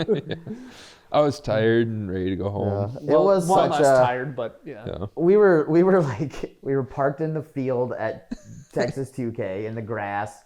with this giant rig. I've got Ford Contour parts, a ZR1, a GT500 with like, automotive flex. Yeah, there's $200,000 worth of cars on the trailer. Like, We keep rounding that number up for some reason. But I mean, 200's I think Yeah. that's an accurate number now because Yeah. the ZR1 sold for just under 100, and the GT500. well, that's At not that what time. insurance said, but yeah, yeah. good times. Whatever. We'll see this year. So what's gonna happen at 2K this year since we're not gonna have cars there? Well, maybe. Maybe my car just is a putz around car, but we'll see. That's something we should bring to See, GTI. I really like. I think we've all had some experience with my aluminum trailer, so I'm really excited for that thing this year. We'll take that. It doesn't down. work very well with Corvettes. Did you hear the video of it loading? No, I think I did. It's like great. Hang on, I'll play the I video did forever. the same thing. Yeah. I looked at my buddy. I'm like, this is gonna hurt you more than it does me. And I start pulling up. He's like, wait! And I just kept going. It just rubs a little. It's not too bad. It goes pretty. I thought I was like, great. I had this car or this trailer goes flat on the ground, and then I still my splitter's just barely rubbing. I'm like, I know, fuck. right? Yep. Oh, what you looking up over there? What month was that? Video. What was what? That we drove the Z06. Was that August? That had Yeah. to have been like August or Yeah. something. What are you looking for The video of it right here. on the trailer? Oh yeah. Let the record show that this is when the Z06 was fucked. I think. I just heard one guy. I think. Put it up to your mic. No, rewind it and put it up to crunch.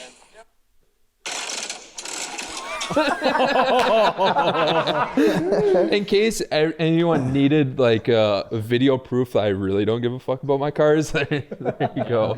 Everyone's like, "Oh, should we get boards?" Nah, just push it on. It's already Oh, fucked. you were so down. I saw the light leave your eyes when we got out of that car and we had to call for help. And you're like, you were debating, like, do I throw this car in a river or do I throw myself in the river? Like, that's the point you get. There was a darkness in your eyes, dude. So that was 3 years of effort, like so much, so much money and time. And Oh, just I have been thought. since I known you. I've been hearing about this car. This would be the And we greatest kept- car ever. It came off this car runs 8. It's an 1800 horsepower rated. Never happened. Yep. Which I mean And- is a and- typical car story, by the It way. is actually. And that was kind of what really, I mean, I had already started flipping that switch like away from the car stuff a little bit earlier in the year. But I You was were still, excited though. yeah. Like you were thinking about like, all right, maybe I'll keep this car. Like you were thinking about getting rid of it, but there was still like a flicker of hope. Yep. And I think this was before I really decided to sell the ZR1 as well. Like Yeah. I was still like kind of contemplating keeping both, and I knew I had a couple like ventures on the horizon. His life really fell apart since episode 77. Well, I mean, it depends on how you look at it, because I feel like I'm in a way better spot today Yeah, than I am. Your eyes are less bloodshot. Right? This time last year, well, not necessarily this time last year, but if I hadn't, gone through all of that, I probably, if I would have sold all these cars like I had planned, we'd probably be looking at like a twin turbo R8 or like a GT3 RS instead. But skid steers and bulldozers are cooler anyways. They are. They're not a cheap game either. No. That's Yeah. why I have two $10,000 ones instead of one $80,000 one. Well, that's so back in 2020, you could get like a Cat 259D for 60 grand new, and now the equivalent at 255 is $96,000. yeah. And like a dozer back in 2020, you could get like a D6T for 200-ish ballpark, maybe it was 300, and now one loaded up is like 600, which is stupid. And then and then you look at like all these job sites out there that have like 3 or 4 349 excavators and like 4 D6Ts and then everything else. You're looking at $10 million in equipment just on a Just job chilling site. right on the side of the highway. Yeah. And this key right here in my pocket can open and start every single one. every single one of them. A lot of times the keys are just left in them. Yeah, you can, any Cat equipment, you can go start and run with that right there. Yeah, when I was at Cat, those were everywhere. Yep. There was so many of those keys. It was Now, crazy. some of the equipment has like a code that you'd have to put in so you'd unlock it. So like you couldn't actually go steal everything, but it is not very difficult to. It's not a thing that you just like swipe and run off with, though. Well, no, because how are you going to load? What are you going to do with it? Yeah. You going to go 5 miles an hour down the freeway? Believe it or not, it is super common around here to have your equipment stolen. Like I've got an off-camera story for you guys when we're all done here. Okay. Which, by the way, brings me to my next question. How late does Agave serve food? I've been close. texting with Paul. Huh? Tell I've him been to- texting with Paul just now, like literally just sending. Yeah, hit him up. Ask him real quick, because like I think we just clicked over 2 hours, by the way. Oh, Did we really? Yeah, it's no, not these cold. couches, like you don't realize it. Like, yeah, and also you could feel it's getting colder in here too. Yeah. Oh, yeah. I was cold about half an hour ago. Yeah, my toes have been cold since like Yeah. not long after the heater turned off. It Fat guys says, are it okay. says they close at 2 a.m. But Right now, when this food stuff getting started. Come on, you used to be a chef. I know. probably I'm pretty sure 10 it's or 11. midnight. I know they do Yeah. later. Well, fuck. Let's That's fine. Well, let's wrap this up. Any final stories before we go hit the road? no. We'll save it Actually, for no, two. no stories from you, because that's a half-hour endeavor. We'll save it for next month or in 2 weeks or whenever the I next one think is. so. I mean, what do you guys feel? I mean, should we keep this cooking? I mean, this is kind of chill. Like, I know we didn't touch on anything that you do much of besides like some Ford Let's stuff. come up with a different topic than Corvettes next Yeah, time. next Because I time feel it's like we something just else. catapulted him into. Just, Oh yeah. Well, speaking of topic, like before, we fucking gave him a running head start. Before we wrap up, so there was that TRX video that went viral, the DoorDasher that basically like delivered a guy's stuff, went by his car and just went. Got a 20% tip on top of that too before anyone comments. So everybody was commenting, oh, well, that's why you should tip better. You get a 20% tip. Yeah. I don't know. yeah, I mean, Is there any place where this DoorDasher is right? Just walking by. No, a TRX? absolutely not. There's never anywhere that anyone's going to be right for hold on damaging now. someone's car. Yeah. No, there really isn't. to like play devil's advocate in the worst way, if you own a TRX, it should probably be sitting in a garage, not to prevent it from getting keyed, fair. but to prevent it from But getting it can't fit stolen. in a lot of people's garages. I don't know if that was like a townhouse or whatever, but Yeah. like that's when. Maybe it's full of Mustangs. So if That'd you be look at tragic. like, if you look at like Wagoneers or like any of these like big SUVs, some of them have to sit outside just because they're massive. You can never park the Excursion in like a traditional house. Like you're out here in the sticks for you, right? But like if you had like a townhouse anywhere, you could not fit that Excursion in anywhere. I mean, it fits in here, but this is a different story. This is deeper though. Yeah. Like, and then let's assume you even have toolboxes or any storage in your garage, period. Then you lose another 2 feet of space. It will go in my home in the attached garage, but it does. You probably gotta touch the wall, though. Yeah, pretty much. That's how my truck was too. Yeah. The only truck F-150 that will fit in a standard garage is the 5.5 foot Super Crew. Otherwise, anything over, I mean, you literally get this much clearance. That's it. You got to touch the back wall, and that's all you get. My biggest problem is once I put the bigger wheels on and I lifted it, it wouldn't fit. That's a 7. These are 8-foot doors. That's a 7-foot door over there, so it didn't. It didn't interesting. work. Yeah. Yeah. Even today, I took my truck. It doesn't go through the car wash with my other wheels on it, my 35s, and now I got my 33s on it, and it's got that little plastic thing. Like slightly afraid of putting a leveling kit in the Denali and Fuck, putting these like Chevys come 37s on. already like 3 inches lower than every truck. Well, with a 3-inch level and then like 35. Well, if I did the level, I'd do 37s on it. Yeah. I don't know if I could get in and out of my parking garage. And with the wheels that are on it now, What's the height limit at your garage? I don't know. I don't pay attention. 7's pretty standard. When you whip in with your Passat, you don't look? Well, here's the thing. I pull in with my work truck, so it's the same thing, but Right. you know, 8 years older. But that also has a headache rack that sticks up above, and I didn't have any issues with that. But the new 24s ride a lot higher than that body style did, so I was a little concerned. But then going a little bit taller, I feel like I would definitely probably hit on something. But we'll only be there for like Maybe another as a year. car guy, you shouldn't have a fucking apartment downtown St. Paul. Well, you know, give me a year. We're waiting to buy something until we're engaged. So Yeah. give me a year, and then we'll have something that I don't have to worry about. You're not gonna get like one of those like juicy pops or whatever, like one of those like rings that A ring pop? ring pop. Yeah, Yeah. there you go. Not gonna get one of those. That's not in the budget. Well, he's got enough money right now to go get a really nice ring. Yeah, true. I used to have a guy that would hook me up. Like I think I got like 70% off for like a gift I got from my mom. Oh, like yeah? it was ridiculous. And the guy's been through like 3 jewelry stores since. Like he just keeps getting shit canned or something, I think. Adam said he could hook me up with a wholesaler for diamonds if I haven't already bought something. But yeah. Yeah. Yeah, kinda I the- lucked out. I went to Shane Yep. and just bought the setting, and my mom gave me her diamond. Oh, My dad actually bought from a diamond dealer in Antwerp, Belgium when he was overseas. Oh, he's So- got a story. Yeah. It was kind of cool. So then I'll probably do the same thing. I'll just put like a piece of glass in hers when my kids need a ring, right? Then we'll just keep handing down the stone to keep the setting. well, at this point you can buy a lab grown because you can't tell the difference between a lab grown Yeah. and a regular Apparently, diamond. they're better according to people. Or That whatever, yeah. that's Isla doesn't even want a regular diamond. She wants a. She doesn't want a blood diamond. I prefer one, but who cares what I want? It's a Pink Panther. But yeah, no, that's what she wants is a lab grown, and you can get like a nice like 3.5 carat, 4 carat lab grown for $4,000, $5,000, and that's like paying a lot for one of those because if you go through a wholesaler, you can get the same rock for $2,000, which is insane. But the equivalent like actual diamond, Oh, plow trucks. the equivalent actual diamond is like $60,000-$70,000. So it looks Yeah. like you got fucking rock, but not actually. Interesting. Well, anything else we should leave off on before we hit the road? I don't even know how we want to do an outro here. I don't care about any of your handles. Like we're already 2 hours Well, deep. I changed my name now as of is it? yesterday. Yeah. Caleb Nelson. That's all good. It all went through. Yeah. Nice. Caleb Nelson. Yeah. No longer Caleb Eisenberger, is Caleb Nelson of So do I Nelson have Land to update Management. the previous episode too? I don't know. If No, that well, I that's mean, it does- That's a back in the day sort of deal. Yep. That's who he was then. Yeah, everyone knows me as Caleb Eisenberger for Yeah, the it's car crazy. stuff, He's got but- money. He's got a different name now. It's fucking crazy. The whole new you. It's literally a whole new you. Yep, yep. Yeah, we just gotta go get you to a spray tan and we'll be good to go. Yeah, somebody could hook me up on that. If you go see Jamie, he gets some plastic dip. There's probably some nice nice tan color. Just And on in that the booth, in a Speedo. Spray down. Can you cut, Mr. Chrome? Can you cut and buff a spray tan? Absolutely.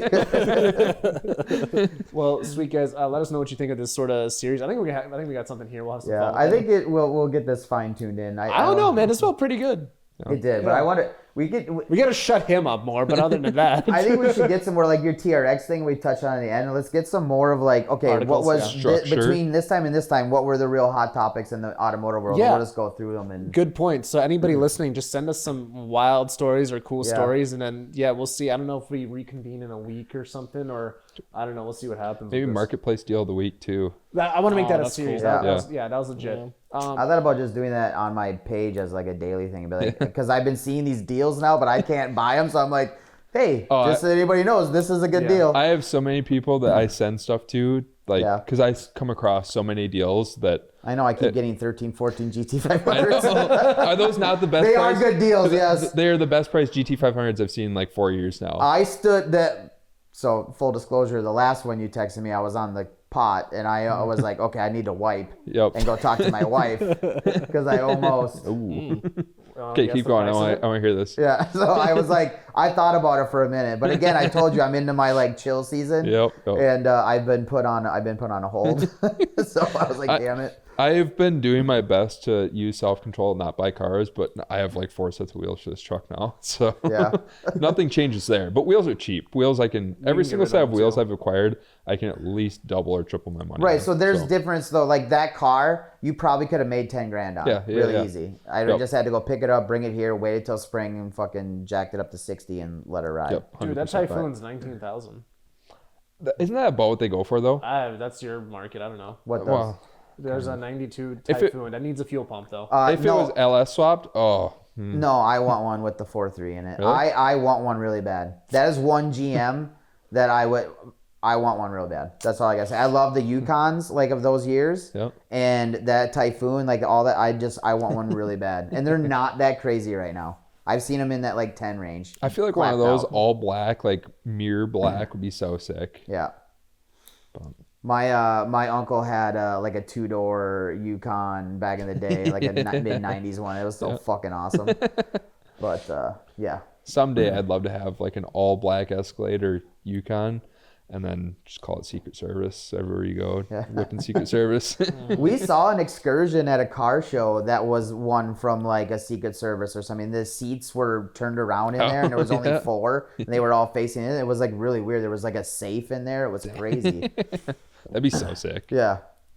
All right. Anyway, let's go you get some ready? food. Yeah, no, awesome guys. Send us articles and cool shit and whatever. We'll see what happens next time. Send us Facebook Marketplace ads if you want us to give it us give you our opinion on it. I'll Yeah, we lowball do 'em. car shopping for people too. Yeah. See how cheap I can get. We somebody still down want to on do a something. live thing at one point in time, which we might do and let people call in. That's been a discussion too. Yeah. That'd be So. cool. Yeah. Well, perfect. On that note, we will see you guys. Let's try that again. On that note, we'll see you guys next time. Dan and you too, thanks for existing, and we'll see you next time. I don't know. Yeah. We'll workshop the outro. Yeah, that sounds good. All right. Later. Cool. Bye. Hit the record thingy. Here, your cat's gonna miss this. It kept me entertained for the last 2 hours. I know. I kept seeing you put it by your crotch.